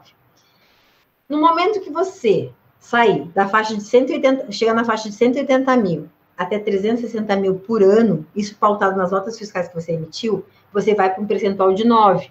Mas a faixa do lado direito são as faixas de dedução, ou seja, você tributa, dá tanto menos o que está do lado. Então, claro, progressivamente vai aumentando o seu faturamento do seu escritório, vai aumentando o percentual. É sempre melhor o Simples Nacional? Depende da sua faixa de faturamento. A gente vai ver que tem um comparativo depois ali, que dependendo da sua faixa de faturamento, o presumido, que normalmente é mais caro, começa a valer mais a pena, tá? Então, conforme a sua faixa de faturamento, conforme o número de notas fiscais emitidas, o valor total bruto arrecadado vai incidir esse percentual que varia de 4,5% a 33%. Mas veja, quando você tiver em 4 milhões e 800, você está pagando 33%. Lá no autônomo, somando tudo que você paga de cara, você já paga 33%. Aqui você demora quanto tempo para chegar num percentual de 33%? O que vai acontecer? A parte, tá, da parte patronal é o seguinte. Se você tiver, isso não está incluído no Simples. Então, como é que eu tenho que calcular? Se eu tiver um faturamento de até 180 mil por ano, eu já sei que eu vou pagar, conforme a planilha, 4,5. Então tá, até 180 eu vou pagar 4,5. Só que não está incluído o quê? A parte patronal. Lembra aqueles 20% que eu falei antes? O que é a parte patronal? Se você tiver empregados no escritório, certo? Se você tiver empregados no escritório, uma secretária, se você tiver estagiário, se você tiver outros advogados contratados, como autônomos, como CLT, você vai ter que pagar mais 20% da parte patronal, que é sobre as remunerações que você paga também, tá? Então, Simples Nacional, mais 20% sobre a parte patronal. Tá, mas eu não tenho empregados, eu não tenho secretária. Então, você não tem que recolher esses 20%. Agora, o que vai acontecer? Como, tá? Nós, sócios, eu e minha irmã, por exemplo, tá? Nós temos o quê? Nós colocamos no contrato social que eu tenho um prolabore de R$ 1.045, que é o mínimo para fins de INSS. Professora, mas eu quero pagar sobre o teto. Tá bom, pode botar os 6.101, não tem problema, mas você já vai entender por que eu botei os 1.045. O que eu vou pagar aqui mais? Então, eu e minha irmã pagamos 4,8 sobre a remuneração do meu escritório no ano todo, 5,2 vai variando, tá? Conforme a remuneração do ano todo. E eu e minha irmã, eu e a Melissa, pagamos sobre 1.045 mais 11%. Eu até trouxe aqui, ó. Tá aqui, ó. Então, por exemplo, qual é o prolabore meu? 1.045. Porque assim eu estipulei, tá? Sobre esse prolabore, os 11% que eu tenho que recolher, tá? Tá aqui, ó. Eu recolho R$ 114,95. Só isso, tá? É o recolhimento dos 11% que tá aqui. 1.045 é a minha base de cálculo. Recolho o quê? Já tive a parte do imposto de renda, recolho o 114, o valor líquido sobra 930 dos 1.045. Então, é o meu prolabore. Maravilha. O que acontece? Sou obrigado a fixar um prolabore? Não sou obrigado a fixar um prolabore, mas qual que é a desvantagem? Deixa eu mostrar para vocês um pouquinho mais para frente, eu já volto aqui na contribuição de terceiro. Gente, o que eu falei lá para vocês do autônomo? O autônomo, dependendo do valor que ele tiver de remuneração, ele paga de cara, ele paga 27,5, né? De 7,5 a 27,5. O que vai acontecer aqui? Eu e minha irmã, por exemplo, tenho 1.045 de prolabore. Tá bom. Então, essa é a minha remuneração que a Receita enxerga que eu vou reter imposto de renda lá sobre 1.045. Mais os 11% de INSS. Tá bom. Tudo que entrar no escritório, além dos 1.045, vai ser distribuído para mim e para minha irmã como lucro. E esse lucro distribuído, ele está isento de imposto de renda. Então, por exemplo, entrou no escritório R$100 mil, tá? Vamos pegar um pouco mais. Entrou R$30 mil no escritório. Tá bom. O que eu vou fazer? Desses R$30 mil, eu tenho que tirar o prolabore da minha irmã, 1.045, mais 1.045. Então, vai sobrar, e vamos arredondar para... Sobrou 27 mil. Tá bom, sobrou 27 mil. Se eu fosse um autônomo, o que aconteceria de cara aqui? Eu teria que pagar 27,5 sobre os 30 mil inteiro. Aqui não.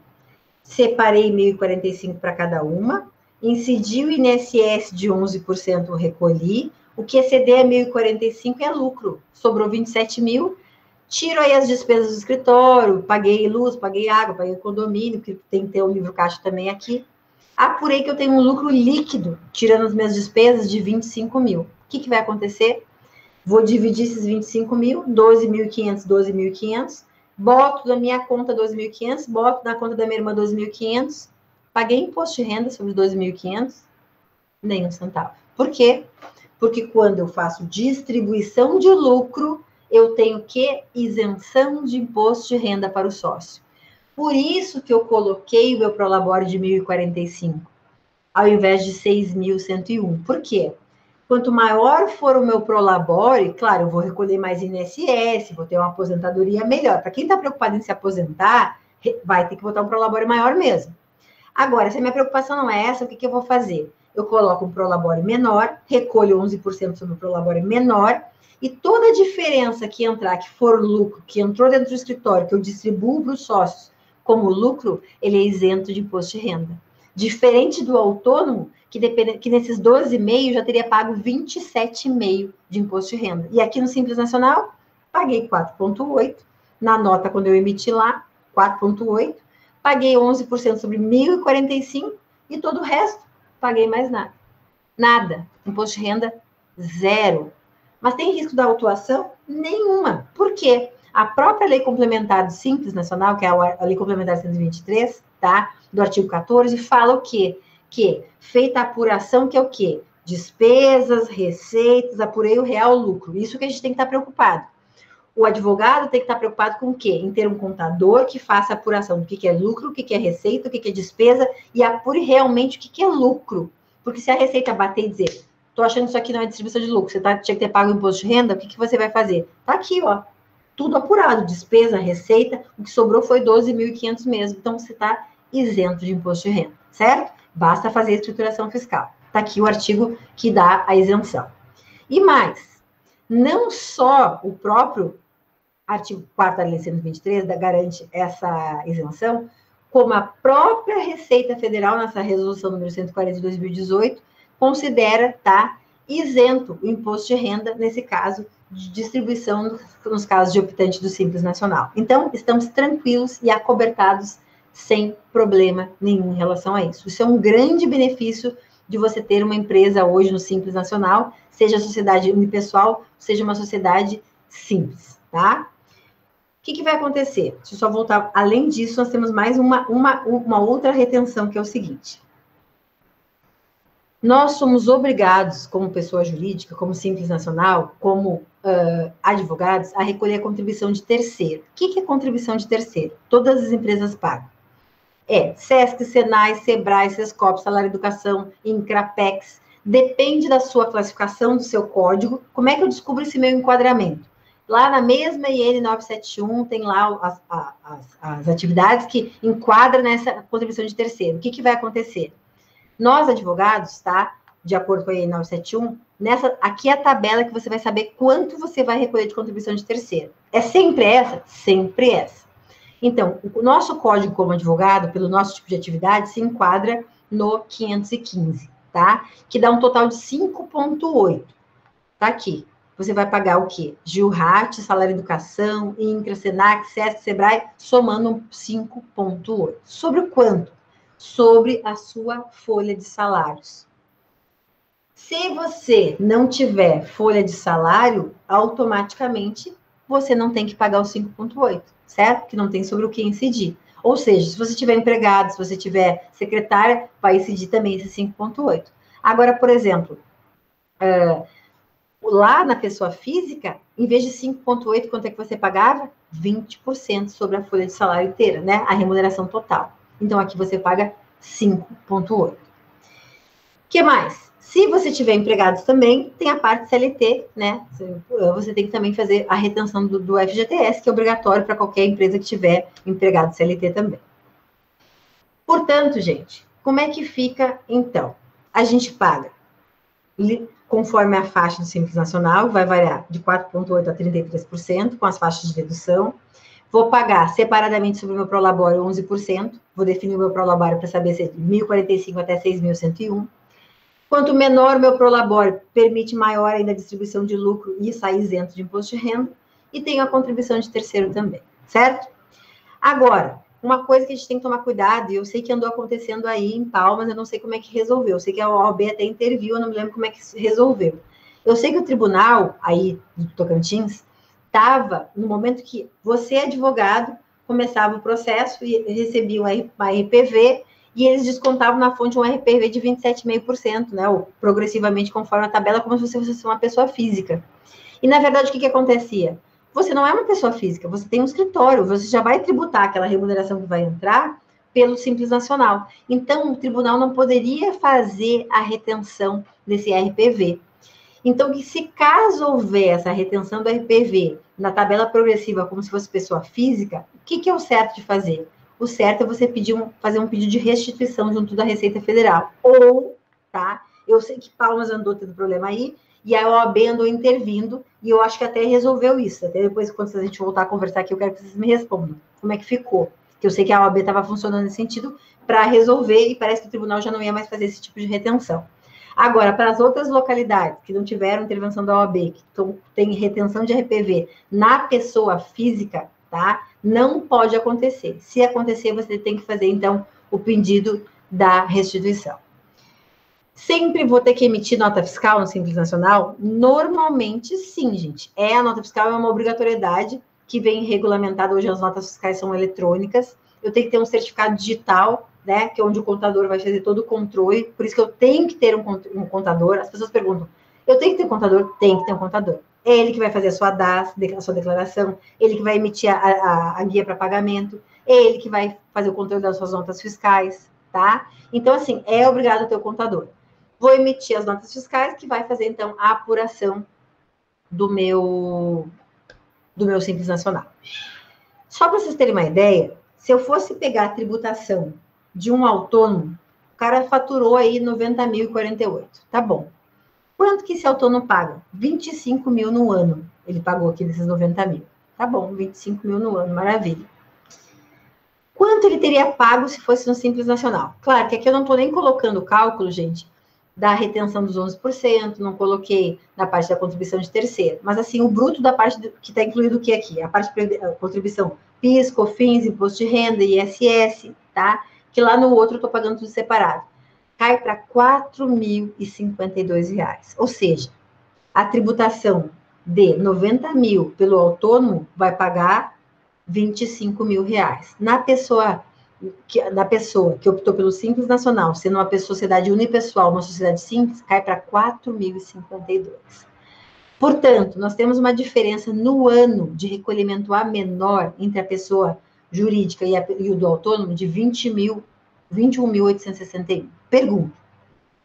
De cara, já não está mais que na cara. Para quem está declarando tudo, fazendo tudo certinho, não é notório que ser autônomo como advogado é muito mais caro, muito mais oneroso do que você ser uma sociedade constituída junto da OAB e optar pelo Simples Nacional? Sem dúvida nenhuma, tá? Então, assim, claro que todo caso tem que ser analisado, ver qual é o faturamento do escritório, ver qual é o seu faturamento, se você dá conta de pagar um contador, se você já tem um tipo de... quais são as suas despesas. Claro, isso aqui não é receita de bolo, gente. Isso aqui eu estou falando, né, de forma genérica. Mas, a princípio, considerando fatores maiores, a princípio, normalmente, uma pessoa jurídica vai ser sempre menor a tributação do que na pessoa física, tá? Como é que eu sei isso? Pede para o contador calcular. Calcula tudo que foi de autônomo, calcula como se fosse pessoa jurídica, ele vai te dizer o que realmente fica mais barato ou mais caro. Bom, então, para a gente indo para o encerramento... Deixa eu ver que horas são, 8h30 já, vocês, né?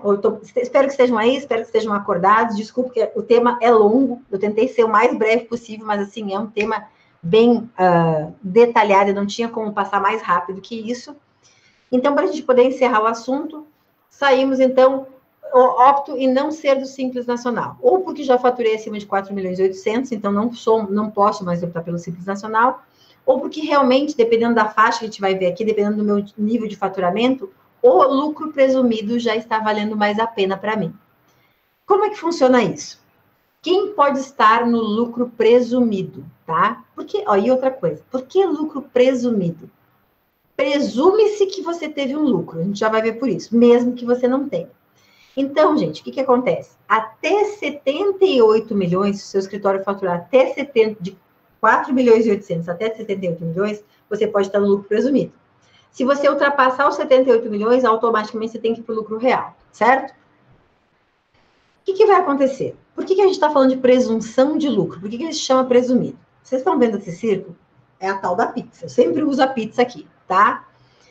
De tudo que eu faturei no meu escritório, para fins de apuração do imposto de renda da pessoa jurídica e da contribuição social sobre o lucro líquido, que é a parte previdenciária da empresa, o que eu vou fazer? Eu pego o faturamento total do escritório e eu não vou incidir direto as alíquotas desse imposto sobre esse valor total.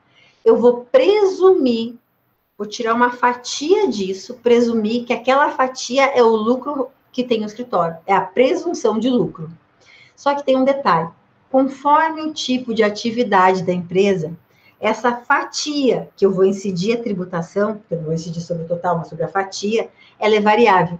A fatia pode ser 32, 12 e 8. Como é que eu sei? Dependendo da atividade. Nós, advogados, fomos beneficiados com a maior fatia. Olha que maravilha. 32% de todo o lucro que você tem no seu escritório, se você optou pelo lucro presumido, você tira 32% do seu faturamento, 32%, e é sobre esses 32% que você vai incidir a incidência do lucro presumido. Lá no Simples Nacional, não. No Simples Nacional, você pega todo o valor e tributa, só que as alíquotas são menores. Então, o que vai acontecer aqui? Você vai pagar no lucro presumido tudo separadamente, diferente lá do Simples Nacional, que você soma tudo, faz um único documento e recolhe tudo. Então, aqui a gente vai pagar o quê? 0,65 de PIS, 3 de COFINS, que são as contribuições que vão bancar a Seguridade Social, Previdência, Assistência e Saúde.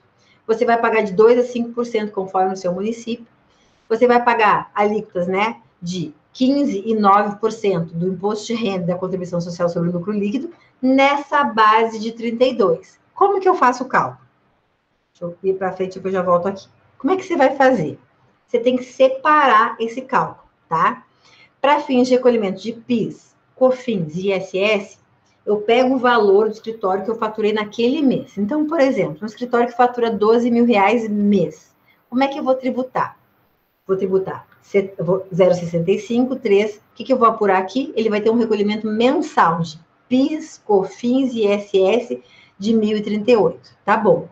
Mas e os outros que eu mencionei agora? Imposto de renda, contribuição social, que são obrigatórios. Aí eu não pego o valor mensal do escritório, eu pego o valor trimestral. Eu faço o quê? Eu somo os 3 meses e aplico a base da presunção. Por quê? Quando eu recolho PIS, COFINS e ISS, é sobre o valor total bruto, tá? Sobre a pizza inteira. Agora, contribuição social sobre o lucro líquido e o imposto de renda da pessoa jurídica, eu pego a pizza, tiro a fatia dos 32% e aplico a alíquota de 15% e de 9%. Ou seja, se eu tive aí um faturamento trimestral de 12 mil, que deu 36 mil por mês, o que eu vou fazer? Eu vou pegar 36 mil. Qual é a fatia que eu tenho que tirar desses 36 mil? A presunção, 32, porque os advogados têm que tirar. Sobre 32 me sobra quanto? 11.520. Ah, então agora a incidência do imposto de renda e da contribuição social vai ser só sobre 11.520, tá bom? Maravilha. Quanto vai dar, então?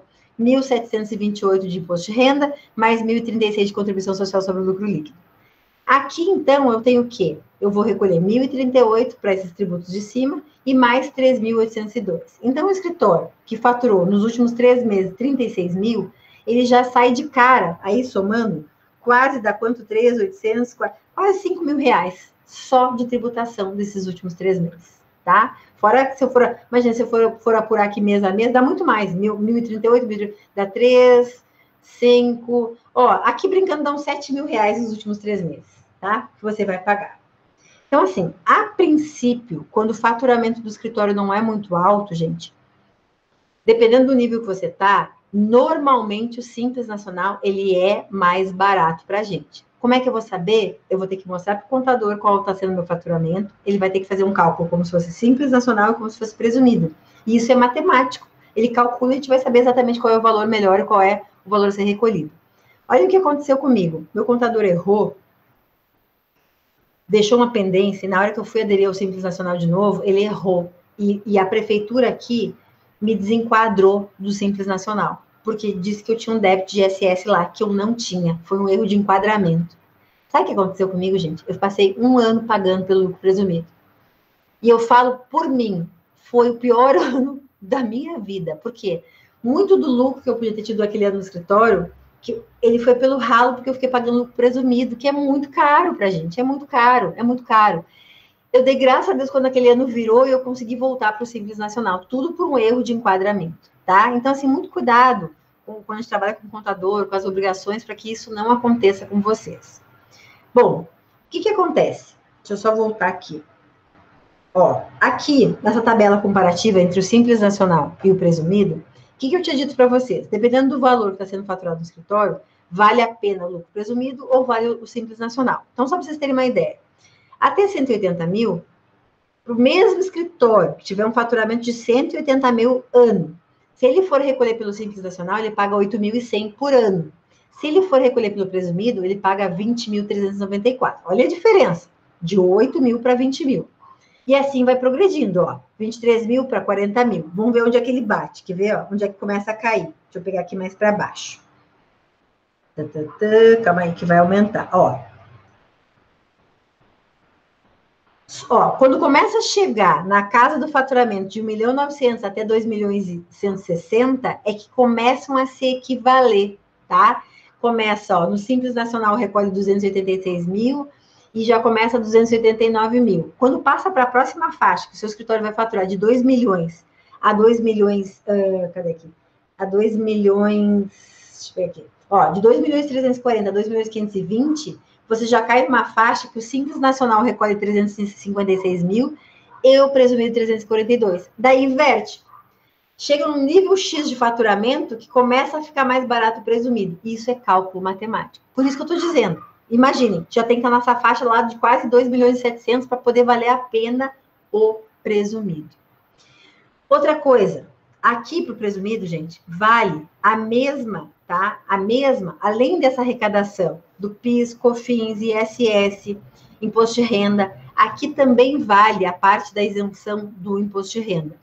Aqui você também vai fixar um prolabore como sócio, também vai tributar aqueles 11% do prolabore, e tudo que for distribuído como lucro também será isento de imposto de renda, tá? Então, da mesma forma que eu trabalho com isso no Simples Nacional, eu também tenho esse mesmo benefício aqui. Então, gente, qual que é a conclusão? A grosso modo, né, sem me apegar a detalhes, porque, como eu disse, não tem receita de bolo. De tudo que a gente viu até agora aqui, ao que tudo indica, se eu realmente for declarar tudo que eu realmente faturo, que eu entro no meu escritório, eu, como autônomo, provavelmente a tributação vai ser muito mais alta, tá? Muito, muito mais alta. Se comparado entre autônomo e Simples Nacional, o Simples Nacional fica mais barato. Se comparado entre o Simples Nacional e presumido, dependendo da minha faixa de tributação, dependendo do meu lucro, um determinado ponto, o presumido vai ser mais barato, mas num primeiro momento, principalmente para quem está começando, para quem tem um faturamento menor, a probabilidade do lucro do Simples Nacional ser mais barato é muito maior. Então, resumo da ópera. Provavelmente, de toda a tributação, provavelmente, se você tiver condições hoje de arcar com o pagamento de um contador, né, tiver como pagar isso, a probabilidade, se você realmente declarar tudo, a probabilidade de você ter necessidade de constituir uma sociedade simples ou uma unipessoal e optar pelo Simples Nacional, provavelmente é a opção mais barata. E tributo, gente, é custo. Quanto mais custo eu tenho, menor será o meu faturamento, porque menos sobra para mim. Então, quanto mais despesas eu tiver, inclusive a parte tributária, todos os honorários que eu ganho, o lucro que eu realmente vou receber é abatendo as minhas despesas, inclusive os tributos. Então, se eu puder me enquadrar nessa faixa de tributação menor, mais rentável será meu escritório. E a gente não trabalha de graça, a gente não é até relógio precisa de corda. Então, a gente precisa, obrigatoriamente, né, de optar pelo regime melhor de tributação e a melhor tributação possível, certo? Só para finalizar, então, quero deixar aqui meu contato, vai estar no material depois. Quem quiser fazer parte do meu grupo do Telegram, que é pessoal que discute a parte tributária, pode me chamar que eu adiciono vocês lá, certo? É um grupo para discussão e tal. Fica o convite para vocês me seguirem lá no canal do YouTube, porque no canal do YouTube toda semana eu faço aulas ao vivo, são aulas gratuitas, aulas de conhecimento de gestão de escritório de advocacia e também de tributário, temas atuais, temas que são de prática tributária, toda semana tem. Ontem a gente falou sobre reforma tributária, tem mais de 30 vídeos lá, toda semana tem, então quem quiser se inscrever no canal, fica o convite para receber a mensagem quando eu começo a aula ao vivo. Quem quiser saber, né, sobre os meus cursos, sobre as minhas aulas, pode se inscrever aqui na minha lista VIP, que recebe informação de primeira mão também. Por fim, ainda, fica o convite para me seguir no Facebook, fica o convite para me seguir também lá no Instagram. No Instagram eu posto notícia, eu posto os meus cursos, as minhas palestras, né, informações. Quem quiser me seguir lá também, professora Letícia Vogt. Enfim, só não me acha quem não quiser, né? Tem WhatsApp, Telegram, Instagram, Facebook, tipo, todo mundo, né? Todas as mídias sociais, todas elas. Quem quiser realmente me seguir, tá? Não tem desculpa para não me seguir, para não me achar, né? E, assim, definitivamente só não me acha quem não quer. Então, ficou meio corrido, né? Eu tive que acelerar o passo aqui para o pessoal me aguentar aqui até o final. Peço desculpa por ter me estendido um pouco mais até aqui, eu acho que do normal. Mas era, assim, o mínimo que eu conseguia passar agora nesse tempo que tem aqui. E agradeço, então, quem ficou até o presente momento, né? E fico aberta aí a perguntas e ao que o pessoal quiser comentar e perguntar. Professora, primeiro, muitíssimo obrigada, porque realmente foi uma aula. Eu já antemão vou dizer que eu acompanhando pelas redes sociais, aqui pelo canal, pelo YouTube, e só elogios, muitos elogios. Por exemplo, a doutora Ingrid colocou gratidão, professora, excelente aula. O Tiago, Eza, palestrante perfeita na didática e no conteúdo, encantada com a clareza, professora. Fernanda Lemos fala assim, então, Juan, excelente esclarecimento, professora topíssima. Realmente, eu comentei com o doutor Alexander, falei assim, olha, quando a palestra é tão boa, e a gente não, quando nós recebemos um palestrante, nós não temos perguntas, nós temos dois termômetros. Ou o pessoal não entendeu nada, ou... Isso, eu concordo. Eu concordo. Muitos elogios, então eu prefiro acreditar que todo mundo... Mas eu ficar assim... Exatamente isso. Quando não tem pergunta, eu falei, vocês não entenderam nada, vocês entenderam tudo. Exatamente esse é o meu termômetro. Exatamente. Mas como o termômetro dos elogios e da interação do pessoal, realmente a gente entende que você é muito didático, a professora Nata, realmente muito conteúdo, passando com muita clareza. Eu que sou extremamente leiga, não sou da área do direito, sou da área da comunicação, cerimonial, de eventos. E mesmo assim, eu entendi, a doutora Alexandra me cutucava, Érica, você é autônoma, entra nisso aí. Você ficava me cutucando aqui. Então, essa primeira parte serve para qualquer autônomo, quem quiser utilizar isso. Exatamente, para todos os autônomos. E a gente vê a quantidade de impostos e como que a gente tem que realmente ficar atento a isso. Doutora, eu passo a palavra inicialmente para a doutora Deliane, se ela quer fazer alguma consideração, alguma pergunta, algum agradecimento.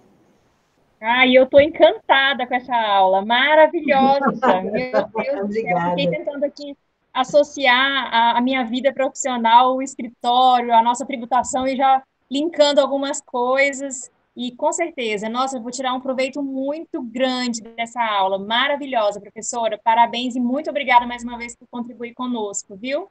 Poxa, muito obrigada, doutora. Obrigada, beijo. Obrigada mesmo, de coração.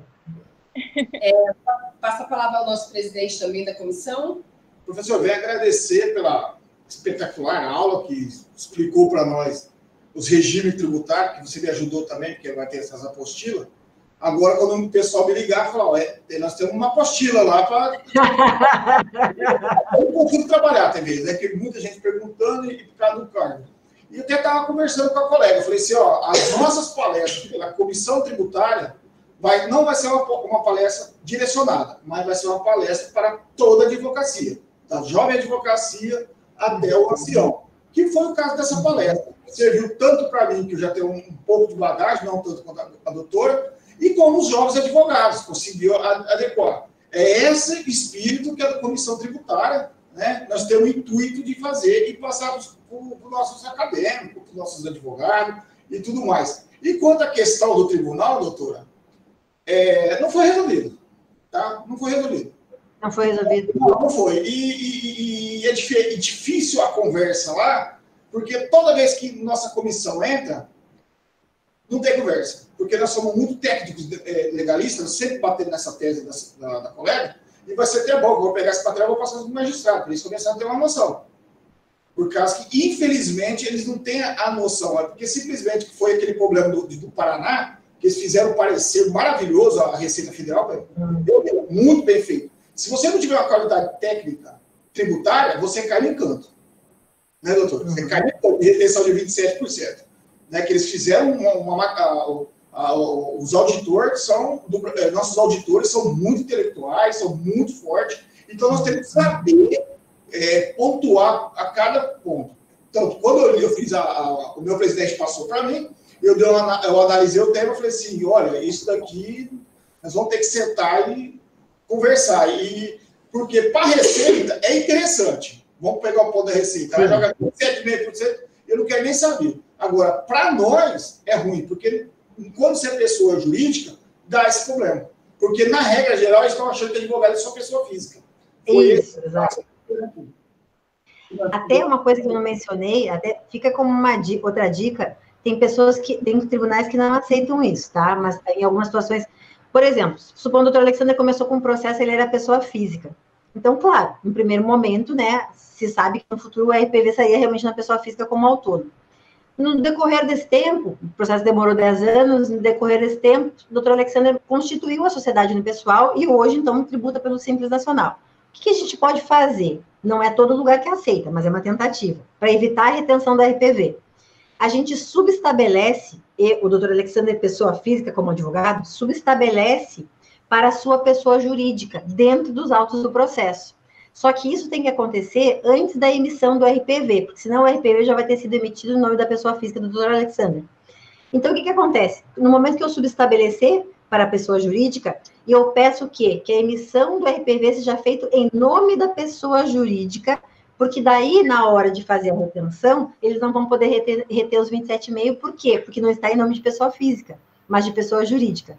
Algumas localidades, alguns tribunais aceitam e está dando certo para evitar essa retenção dos 27,5%, porque, de qualquer forma, eu já estou tributando Simples Nacional. É uma possibilidade, tá? Talvez dê para vocês tentarem por aí em Palmas, né? Em outras localidades. Alguns lugares já me disseram que não estamos conseguindo fazer isso. Nós fizemos, mas o problema é que travou o alvará. Para discutir. Como é que é, doutor? Esse travou o alvará. Tipo assim, você faz essa troca, aí você tem que ficar discutindo. Aí, o advogado é ruim, que vai ficar discutindo. Ele demora 2, 3 anos. Aí, aqui o que acontece? Ele paga os 27,5% e depois vai e faz a retificação. Né? É uma forma covarde, né? Eu acho. Né? Sim. Porque você paga 27,5% e você já está pagando o seu Simples Nacional. Você paga 2 vezes. Daí você tem que correr atrás da restituição. E a gente sabe que restituição... Ó, a Receita tem direito a demorar 360 dias para analisar um processo administrativo. Ou seja, no mínimo, ela vai demorar 360 dias para te restituir esse dinheiro. Ou seja, você trabalhou 10 anos, está ali querendo botar a mão no dinheiro, que é justo, que é nosso dinheiro. É uma sacanagem, né? Infelizmente. Verdade. Doutora, como falei, muitos elogios, né? O Roberto colocou assim, muito boa explanação, sanou todas as nossas dúvidas. Então, nós voltamos àquela premissa que realmente foi excelente. Eu quero pedir para a ESA, porque eles pediram que eu avisasse no início e eu esqueci. As pessoas que participaram pelo canal e desejarem o certificado, a assinatura da lista de presença está no link abaixo do vídeo. Se você estiver no chat, você não consegue fazer essa assinatura, tá? Então, você precisa sair do chat e faz a sua assinatura na lista, caso você deseje o certificado. Doutora, realmente, não vamos ser tão redundantes mais. Esperamos profundamente uma oportunidade presencial. Você que já é quase uma cidadã palmense. Logo vai estar recebendo a chave da cidade. Adoro. Assim, uma coisa que o doutor Alexander falou doutora Deliane também, a necessidade que eu sinto como cerimonialista da ordem, e o nosso presidente, doutor Gedeon, tem essa preocupação muito grande, apesar de ser um tema que vai do jovem advogado ao mais experiente. Os jovens advogados, eles vêm muito ansiosos dessas informações, né, da gestão de um escritório, dessas associações, e com certeza vai ser muito necessário, logo que possível, fazermos sim um evento presencial com esses advogados para dar todo o respaldo para eles. Então, eu acho que foi muito importante essa noite, com todas as informações, mas nós vamos seguir o baile com esses projetos para assim que for possível, viu, doutora? Professor, não esquece de mandar os slides, não? Porque é muito bom. E as pessoas pediram. E é muito bom, porque é um material que no cotidiano você usa, né? A verdade é essa. Vou falar que o doutor Alexandre comentou com o Flética, parece uma receitinha de bolo, sabe? Fica com a gente na mão, então a gente segue e não tem erro. Então é muito importante. Até o doutor Alexandre sabe, quando a gente tem mais tempo e aula mesmo, a gente até faz cálculo, mostra outras planilhas, né? Consegue fazer um pouco mais devagar, deixa até o aluno fazer o passo a passo para entender bem o cálculo. Mas se pegar aqui a aula de hoje, assistir de novo, que claro, gente, isso é muita informação, né? O filme Matrix, que bota aquele que o cara sai lutando karatê, é uma maravilha, seria ótimo se fosse igual com a gente, né? Então pode reassistir a aula com o material na mão, vai seguindo o passo a passo, pega o número, pega, sabe, aquele passo a passo, e faz projeções. A professora deu um exemplo de 4.500, deixa eu fazer uma projeção com 10.000, que dá para trabalhar com teto. Treina, gente, é treino. Eu não quero fazer cálculo, mas às vezes assim, até para chegar na frente do cliente fazer um cálculo é bacana, para ele mostrar que a gente entende. O doutor Alexandre fez comigo o curso do planejamento de médico. Se chegar na frente do médico e saber fazer o cálculo, então assim, a gente como advogado, né, não é obrigado a calcular, mas se puder aprender, puder entender a lógica do número, e eu digo mais, eu sempre fui péssima em matemática. Teve uma live minha que eu mostrei meu boletim negativo no colégio. Mas foi uma coisa que eu tive necessidade de desenvolver, né, até para poder entender melhor as coisas, assim, e todo mundo, cada um com seus esforços, com as suas demandas, então, assim, pega o material, assiste a aula de novo, faz passo a passo, senta com o computador, conversa com ele e vê como é que dá para fazer da melhor forma possível. Daí eu acho que não tem erro, né? Exatamente. Ser um profissional persona, né, doutora? Ter realmente isso. Doutora, então nós vamos encerrar aqui nosso webinário. Mais uma vez, o agradecimento. As portas do Palácio da Cidadania, sede da seccional Tocantins, está aberta para a senhora.